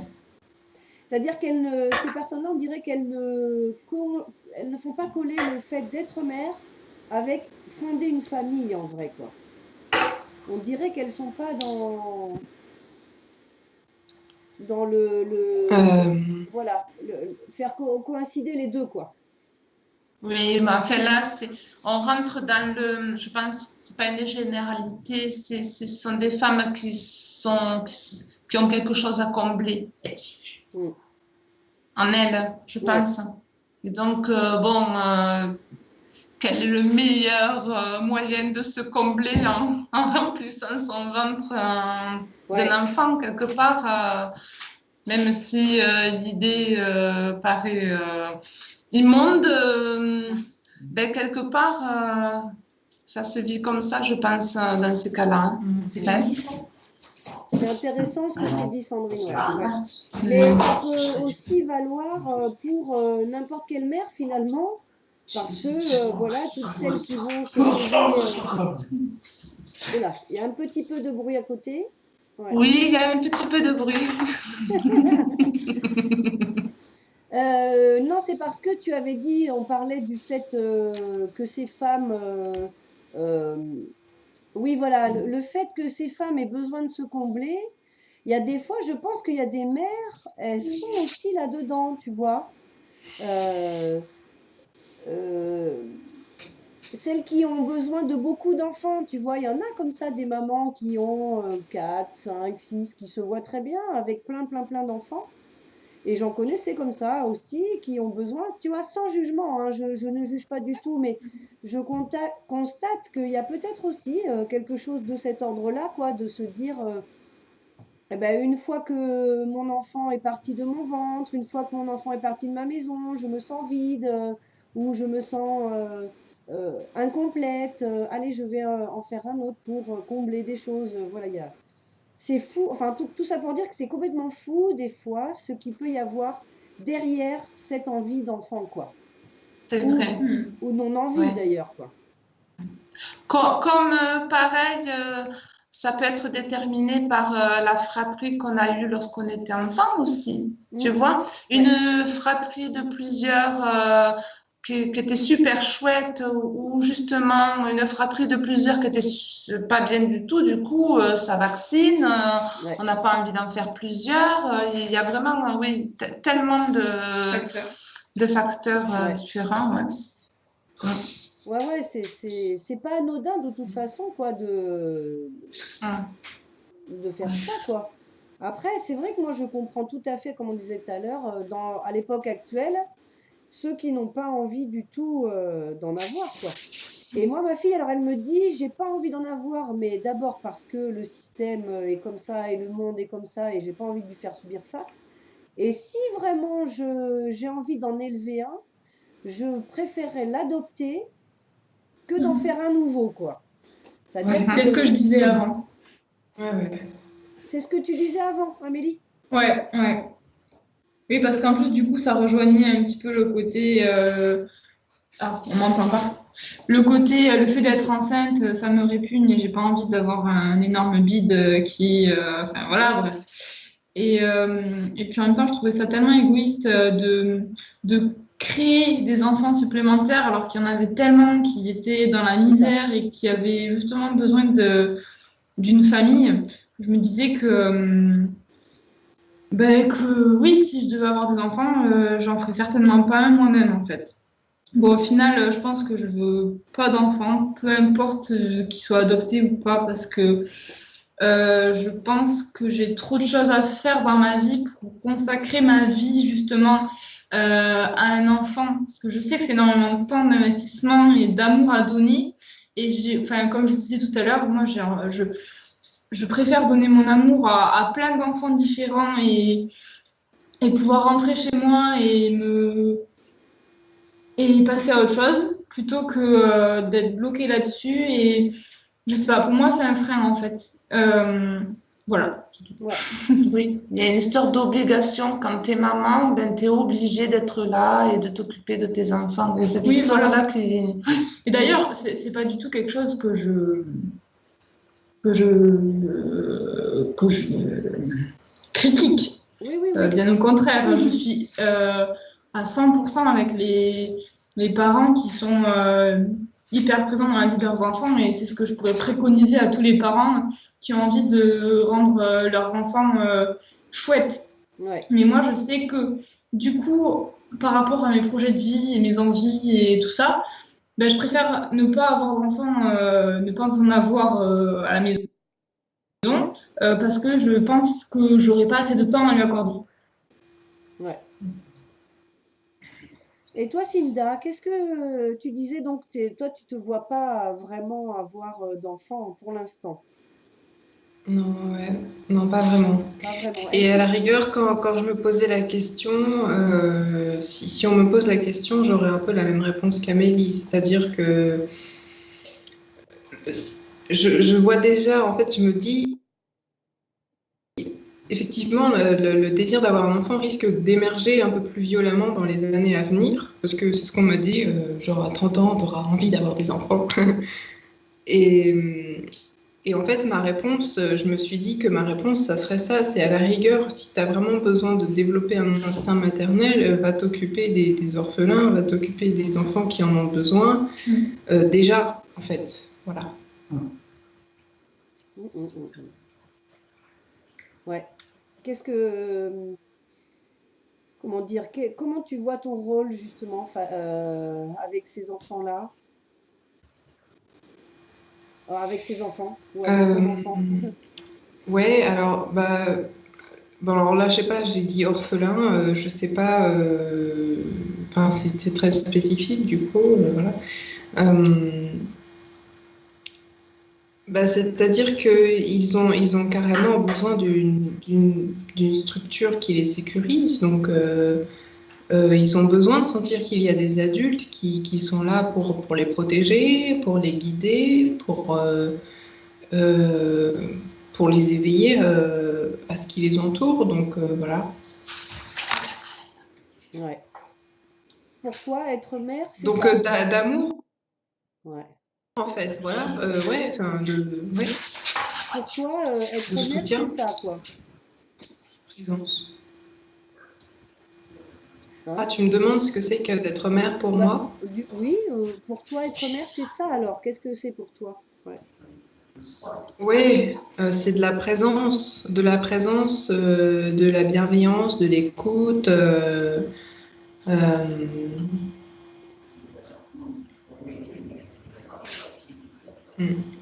Ouais. Ouais. Et du respect aussi. Du respect. Alors, c'est quoi le respect pour toi? Pour moi, le respect, c'est... Pardon. Pour moi, le respect, c'est vraiment accepter l'autre tel qu'il est, comme il a envie d'être et ce qu'il a envie de faire et d'être dans toute sa globalité. Je pense que c'est assez bien résumé. Voir l'enfant comme un c'est ce individu. que j'entends par bienveillance, ouais. Oui, oui, oui, oui. Voir l'enfant comme un individu et non comme une chose qui nous appartient. Ah ouais. Alors C'est Tout à fait, ouais. Mm. ça, je Oui, pense vraiment. que ouais, si déjà tous les parents réagissaient exactement comme ça, voir Ouais. l'enfant comme Mm. un individu et pas comme quelque chose qui nous appartient, bah, il y aurait vraiment, vraiment moins de dégâts sur Terre, hein. Oui, oui. Mm. Parce qu'elle, Souvent, en fait, je crois que c'est Coluche qui avait dit ça à un moment. Il y a des gens qui font des enfants parce qu'ils ne peuvent pas avoir un chien. oui, oui, oui, oui, Voilà, ça me fait penser à ça. c'est Un truc dont on a un pouvoir, un truc vivant dont on a un pouvoir total Mm. jusqu'au moment où on se rend compte qu'on n'a plus de pouvoir dessus, mais là, c'est un peu tard pour... Voilà. D'ailleurs, ah je pense oui, que ah c'est oui. ça vraiment le problème principal dans les conflits parents-jeunes, parce que le parent a tellement voulu contrôler son enfant pendant tellement d'années qu'au moment où le jeune il comprend tout ça et qu'il a envie de faire ses propres choix, ses propres ce qu'il veut, quoi. Ben, il y a vraiment un conflit parce que le parent se rend compte de de ce qu'il a, de tout l'impact en fait de ce qu'il a fait pendant tout ce temps-là, quoi. Ouais. Le Ouais. décalage entre ce qu'il pensait faire, que son enfant fasse, Ouais. ou ce qu'il était en tout cas. Parce qu'en fait, en gros, enfin moi, ce que je constate beaucoup, c'est que souvent, et ça commence vraiment avec les tout petits, tout petits, tout petits, on a tendance vraiment à prendre les enfants pour des demi-êtres, voilà, des demi-cerveaux, je sais pas. Alors que clairement, non, c'est des êtres à part entière et je pense qu'il faut pas les considérer comme des petits trucs comme ça, là, qu'il faut parler comme ça, enfin, je pense qu'il faut les prendre au sérieux, même s'ils savent pas parler, même s'ils savent pas encore compter jusqu'à 100, je pense que c'est important de prendre au sérieux tout être qui existe, parce que même s'il ne sait pas communiquer, il a des choses à exprimer, et ces choses qu'il a exprimées, on se doit d'être capable de les entendre et d'essayer de les comprendre, Hmm. Tu es je d'accord pense. avec ça aussi, Cinda? Je te vois dire oui, oui, oui. Oui, oui, bien sûr, oui, je suis d'accord. Ouais. Effectivement, après moi, je sais pas trop comment mes parents m'ont parlé quand j'étais bébé. Je pense que ma mère a fait des efforts pour, enfin, comme, en fait, c'est un peu spécial. Elle est éducatrice spécialisée, donc en fait, de base, elle s'occupe des gens qui sont dans le besoin et donc elle écoute. Euh, Après, je dirais qu'elle a été plus capable d'écouter quand j'étais bébé que plus tard. Et il y a peut-être un moment donné où l'oreille aurait dû s'affiner ou bien changer de s'accorder différemment et la fréquence n'était plus la même et elle a plus entendu à un moment donné. Voilà. Oui, ou peut-être plus. Enfin, moi, j'ai remarqué pour moi, c'était quand j'ai commencé à bien savoir comment les remettre en cause, qu'ils m'ont pas oublié, mais mis de côté, quoi. C'est-à-dire, si j'arrive, à partir du moment où j'ai réussi à leur dire, ouais, mais là, il y a un truc qui me fait bizarre, ou je suis pas d'accord avec ce que vous me demandez de faire, ou des choses comme ça, que là, ben, ça allait pas du tout. Et en fait, moi, ce que vous me dites, moi, ça m'évoque deux choses. Il y a la première qui est, comme tu disais, Amélie, le fait de gagatiser un peu devant l'enfant, de vraiment le rendre bébête, quoi, d'être tout bébête dans sa façon de parler. Et puis du coup, de le déresponsabiliser à outrance, tout ça. Et puis il y a l'autre chose où, là, moi, je le vois vachement souvent dans les parents des enfants avec lesquels je bosse, ouais, ça y est, j'y arrive. Ils confondent souvent autorité et autoritarisme.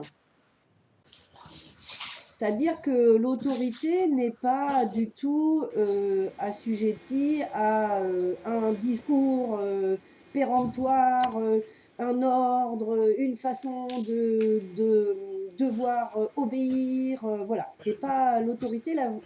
La vraie autorité, c'est pas ça. Ça s'appelle de l'autoritarisme, quoi. Et c'est vrai que entre déresponsabiliser son enfant et en faire un pion qu'on balade à droite à gauche selon son bon vouloir, enfin, ces deux écueils-là, je trouve que c'est souvent récurrent en fait, quoi, chez les parents. C'est quoi ce bruit? Hein? Il y a quelque chose qui m'a interpellée avec Cinda lorsque tu parlais que pour toi, être parent, maman en tout cas, c'était protéger son enfant. Et est-ce que c'était pour toi, est-ce que ta maman avait la même... Démarche. oui, avait les mêmes idées par rapport à un enfant?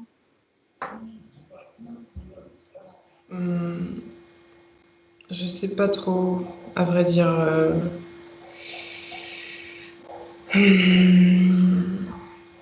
Je sais qu'en fait, l'éducation que j'ai eue était très mauvaise. Je pense principalement parce que celle que me donnait ma mère était pas du tout raccord avec celle que me donnait mon père. Donc ils n'étaient pas raccord. Donc j'avais deux choix à chaque fois. Enfin voilà. Et donc moi je devais choisir alors que de base, enfin je sais pas. Enfin voilà. Ça a été très confus pour moi de grandir. Et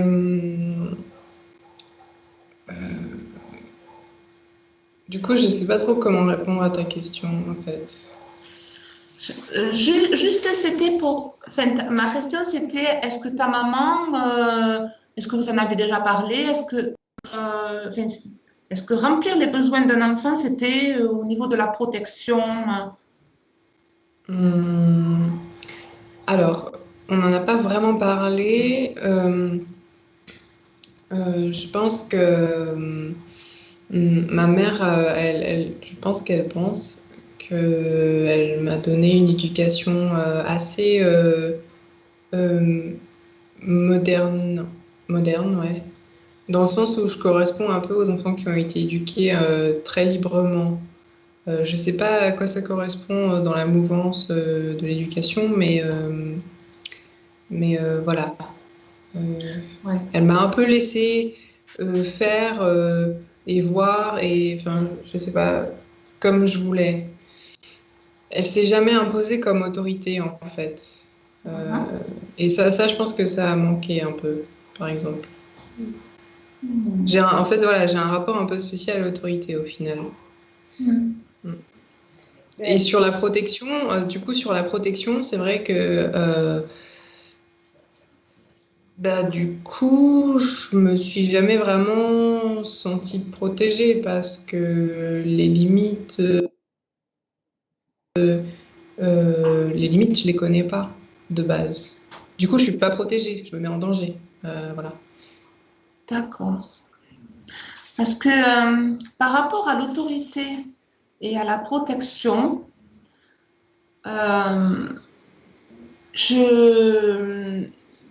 pour ma manière à moi d'être maman avec mes enfants, il était justement très important pour moi de ne pas être autoritaire.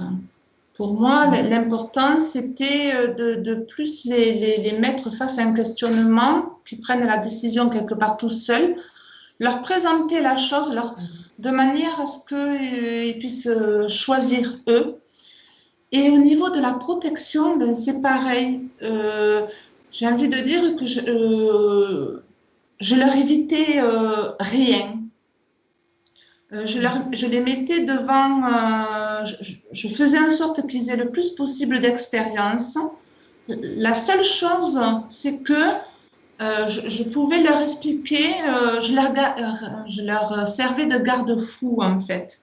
Tu vois, Ouais. tu peux aller essayer ça, tu peux aller essayer ça, essaye, vas-y, vas-y. Mais juste voilà, fais un petit peu attention parce que là, si tu vas un peu trop loin, tu vas te casser la figure. Mais au pire, casse-toi la figure et tu verras la limite par toi-même. Tu vois, Oui.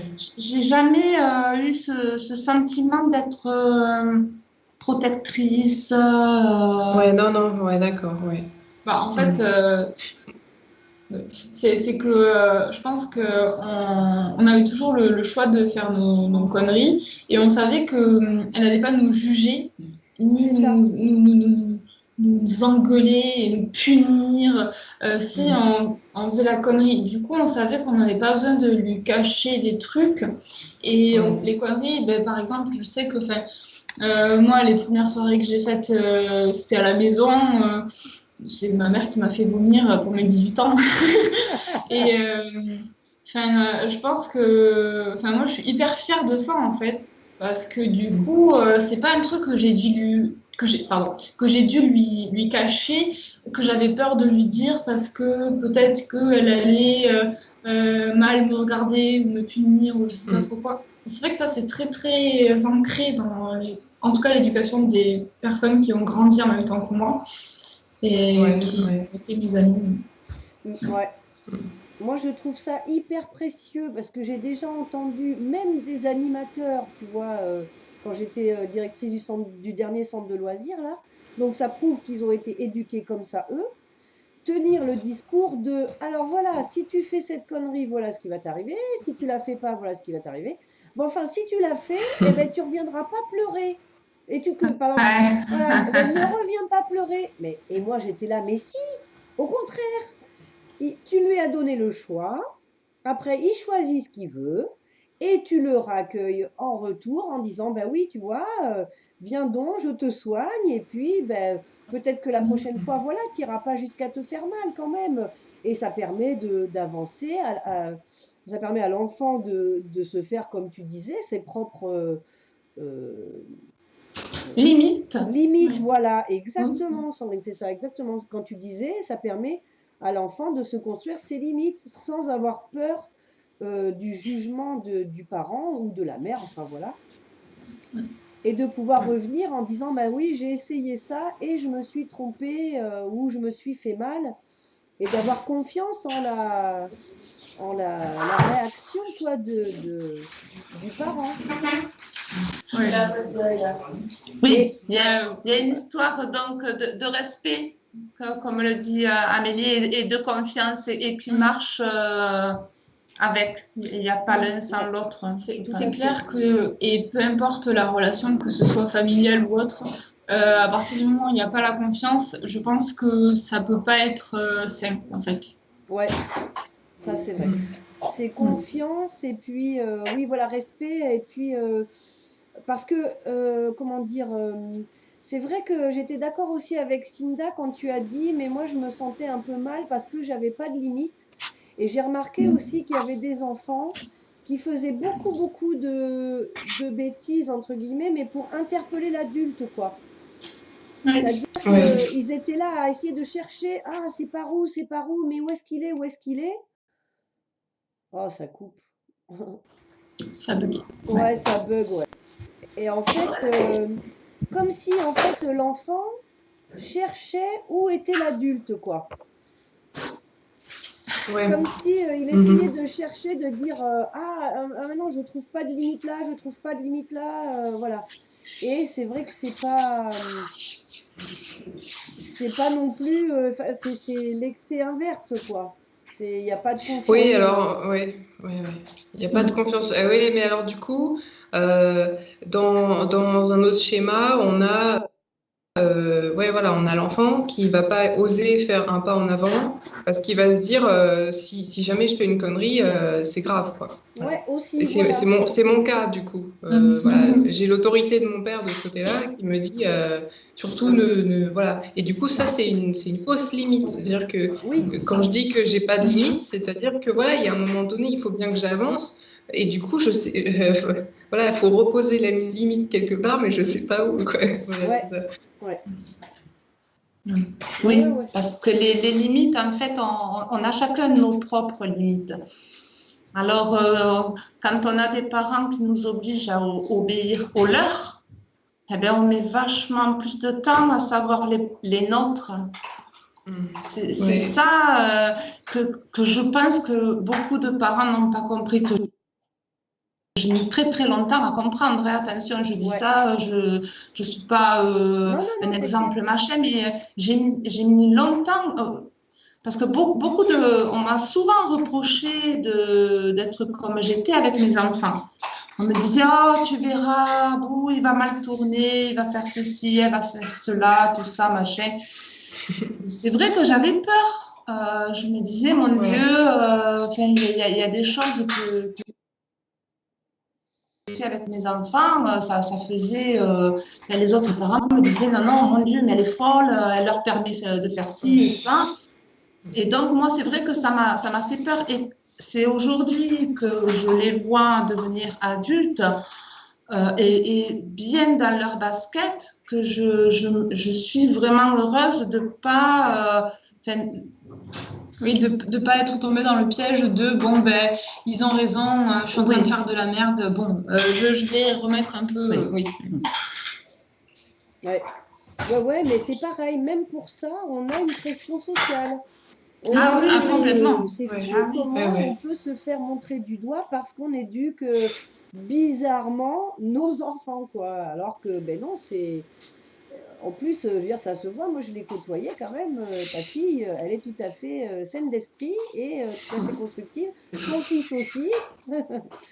Et voilà, et tu m'as dit un peu la même chose sur la mienne, mais c'est vrai que pourtant, nombre étaient ceux pour dire oh là là, puis en plus, elle n'a pas de père, enfin, elle n'a pas de père, elle avait un père mais qui était absent.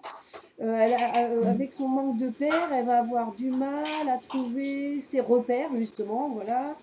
Enfin, c'était quelque chose de fou, quoi. Et je disais, mais non, mais moi, j'ai mon rôle de mère qui est où je dois lui permettre, enfin, lui faciliter l'intériorité.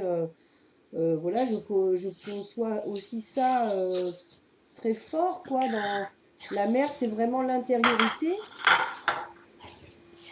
Et puis, s'il n'y a pas de père, eh ben, tout son rapport au monde, elle le fera grâce à elle et elle reviendra me voir si elle a besoin d'aide ou quoi. Mais bon,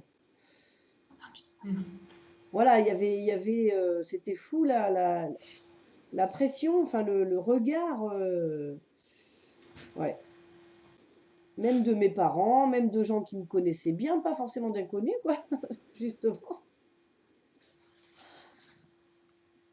Mais bon, c'est vrai que c'est, comment dire, je trouve qu'on projette beaucoup de choses sur la maman. Ah oui, s'il y a un problème, c'est la maman. Ah, s'il y a un souci, attention, les 3 premières années, c'est la maman, c'est attention, tout ça. Je suis d'accord avec ça, mais pour aller plus loin que voilà le sujet aussi qui nous réunit là, j'ai envie de dire aussi que rien n'est acquis, quoi, rien n'est immuable et que des fois,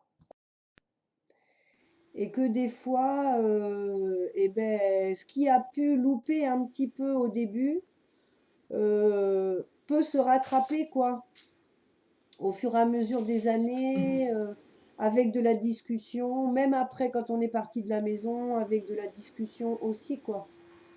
C'est... Il y a tellement de mères castratrices ou euh, oui, qui empêchent leurs enfants. Hop, les enfants partent et c'est à ce moment-là, au retour, que parfois ça apaise des choses parce que l'enfant se sent légitime de dire des choses, de reparler de voilà, certains ressentis et tout. Et des fois, bah, ouais, faut faire confiance. Moi, j'aime beaucoup cette expression-là, faire confiance quoi, à son enfant pour nous faire bouger. Je suis d'accord avec Sandrine quand elle disait tout à l'heure, moi j'ai appris à être mère avec ma fille aussi. C'est parce que je la suivais ou que je l'observais que je pouvais grandir moi dans mon rôle aussi, quoi. Et jusqu'au bout, elle me fera grandir. Même encore tout à l'heure, on se parlait et me disait oui, mais des fois tu ceci, tu cela. Ah bon, d'accord. Alors bon mince, alors comment faire pour améliorer? Enfin, voilà quoi. C'est important que ce soit ouvert quoi, la relation. Et voilà. Et pas trop figé, voilà, pas figé dans c'est comme ça et pas autrement, je ne changerai pas, j'ai appris ça, je ne changerai pas. C'est c'est un Oui, écueil aussi. se considérer comme le tout-puissant par rapport à son enfant. Ouais, Mais bon, quelque part, là, j'ai envie de dire que les générations d'aujourd'hui, avec Internet, ben, ils ont vachement de chance parce que on n'a plus cette position de surpuissance. Nous, mhm, quand on était enfant, qui nous donnait Le savoir. le savoir, voilà, c'était papa, maman, la maîtresse. Et voilà, ouais, Après, c'était assez restreint.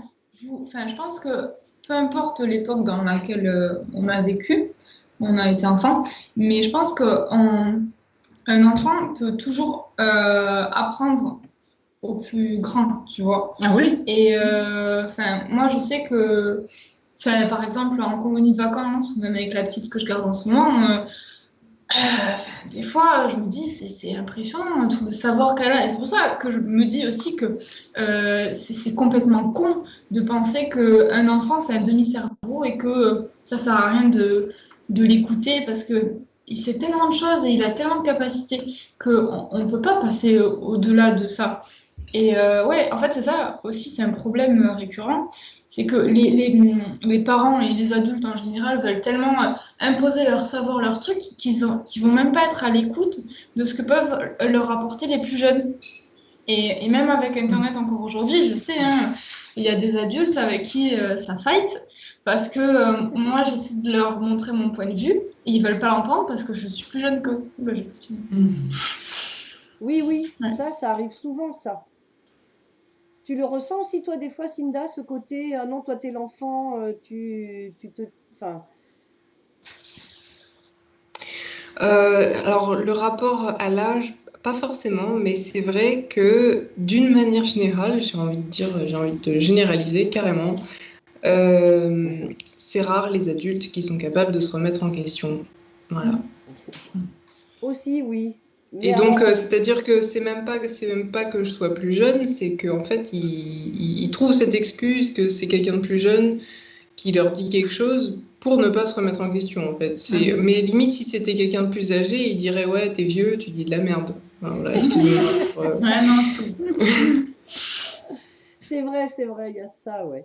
Mais c'est ouais, c'est vrai. Mais en tant que parent, je trouve qu'il y a beaucoup d'adultes ou de parents qui regardent leurs enfants en disant, tu n'as rien à m'apprendre. C'est moi qui sais. Et ouais, voilà, il y a quand même pas mal de choses comme ça. Mais c'est vrai que c'est en train de bouger quand même, hein, je trouve. Oui. Il y a les nouveaux parents. Enfin, moi, je vois mon frère, là, il est père depuis une semaine. Enfin, bon. Et ils ont un positionnement hyper chouette. Ouais, elle a une semaine, hein, donc elle a pas. Mais ils ont déjà ce truc d'écoute, d'observation, et on verra bien. Oh, on nous dit de rythmer la journée, mais c'est elle qui va la rythmer. C'est pas moi qui vais dire elle mange à telle heure et machin et bidule. Enfin, être à l'écoute, quoi. Ouais, c'est vrai que c'est énorme, quoi. Et en plus, moi, je trouve que les enfants, je sais pas si c'est fait exprès, mais ils poussent dans nos derniers retranchements, comme on dit, quoi. Ils nous poussent Ah dans oui. nos retranchements. Tout le temps, tout le temps, tout le temps. On dirait que c'est fait exprès, quoi, pour te faire remettre en question dans le bon sens, hein. Moi, je l'ai vécu des fois peut-être un peu mal. T'es fatigué le soir, tu te dis merde, bon, alors faut que. Bon, mais c'est pas grave. Je me disais, au moins, ça te fait bouger. Et puis. Mais on dirait que c'est fait exprès, quoi. Ils sont là pour le faire. Et de là à accepter, ben des fois, voilà, il y a des adultes qui n'acceptent pas ça, quoi. Qui se disent, ah non, non, Oui. non, elle va pas me faire bouger, il va pas me faire bouger. C'est vrai. Après, je trouvais important de le préciser quand même, ça n'est pas qu'une question de parents-enfants, ça va aussi dans tout, supérieur. ça va dans tous les sens, c'est pas seulement dans le sein de la famille, hein. Ouais. Ouais, ouais, ah oui, oui, c'est sûr, c'est sûr. Mais c'est vrai que comme la famille, c'est la première société que tu rencontres, tu vois, tu vas faire des choses un peu, bon, eh ben, et puis, moi, j'ai beaucoup entendu ça. Mais je suis le père, mais je suis la mère. Donc, tu dois m'écouter, c'est moi. Voilà. Bon, Ouais. du coup, ouais, ben, on se conforme et puis on se dit, bon, bah, c'est pas grave, je ferai ça autrement. Mais tu ne parles pas comme ça à ta mère, tu ne parles pas comme ça. Mm. Non, c'est les humains en vrai, quoi. C'est tu ne parles pas comme ça aux humains, mais pas. Enfin, c'est quoi ce Mhm. statut particulier Ouais. mm. Eh bien, en tout cas, je crois qu'on a fait quand même presque 2 heures de discussion autour de ça, hein. Est-ce Ah, il est que vous pensez magnifique. que ce serait le mot de la fin, là, le moment du mot de la fin de chacun, chacune? Alors, faut dire un mot, c'est ça? Non, t'es pas obligé, mais je me disais, voilà, le temps qu'on puisse voilà, faire le bilan de tout ça, ou rajouter une petite chose qu'on n'a pas dite, ou euh, ouvrir sur quelque chose d'autre, mais c'est sympa si chacun a quelque chose à dire à la fin, voilà. Après, c'est pas obligé non plus. Ben moi, je dirais bien que justement à toutes les personnes qui vont regarder ça et qui sont peut-être parents ou qui connaissent des parents qui sont un petit peu à la ramasse, que en fait, c'est pas perdu. Rien n'est perdu et on est toujours capable de faire des choix qui vont nous pousser vers le haut. Et aussi, on est toujours capable de s'excuser auprès de nos propres enfants et auprès des gens qu'on aime. Et ça, je pense que c'est vraiment une énorme preuve d'amour que de dire, bon, ben là, je suis désolée, j'ai fait n'importe quoi, s'il te plaît, excuse-moi, je le referai plus. Et je trouve que ça, c'est... Je pense qu'on est beaucoup à souffrir justement du fait ben, qu'on a des parents ou des gens proches de nous qui se sont jamais excusés pour des trucs qui ont été faits, et du coup, ça macère, et c'est dommage. Et ça pourrait résoudre... C'est tellement simple, ça pourrait résoudre tellement de choses, que du coup, ben ouais, c'est ça mon mot de la fin. Excusez-vous si c'est nécessaire. Si, si, c'est hyper intéressant, ça, c'est vrai. Bon, ne dites pas à vos enfants, excuse-moi de t'avoir fait naître, je vais faire le plus grand erreur de ma vie. Enfin, dites-le si vous le pensez, mais ça m'étonnerait que le Mais Pardon. quelque part, si c'est un peu ça qui nous anime dans le sens je te fais naître dans un monde pourri, quoi, excuse-moi de te faire naître dans un monde pourri, euh, je pense que l'honnêteté, c'est beaucoup plus apaisant pour un enfant que de sentir des non-dits ou des choses comme ça, ou des... Voilà. Ouais. Mm. Qu'est-ce que tu auras envie de dire, Cinda? En fait, ouais, être mère, c'est vraiment c'est une relation hyper intime avec un autre être en fait. Enfin, oui, c'est dans cette intimité qu'on peut, je pense, le mieux se développer. Et du coup, voilà, autant pour l'enfant, c'est important d'avoir une relation intime avec ses parents pour qu'ils grandissent, et autant les parents, en tant qu'individus aussi, dans cette relation d'intimité, trouvent encore de quoi grandir eux-mêmes. C'est très beau. Eh ben, je crois qu'on va arrêter là parce que c'est vraiment très beau tout ce que vous avez dit. Je vous remercie beaucoup Amélie, de ta présence. Avec Euh, plaisir. ouais. Sandrine, bah, comme d'habitude, hein, on est sur la même longueur d'onde, là, toutes les deux, c'est rigolo. Et puis, bah, Cinda, c'était la première fois. Et quand tu veux Ouais, pour les suivantes, on dit au ouais, revoir à tout le ok. monde. J'éteins Au revoir. Ciao, ciao! l'enregistrement.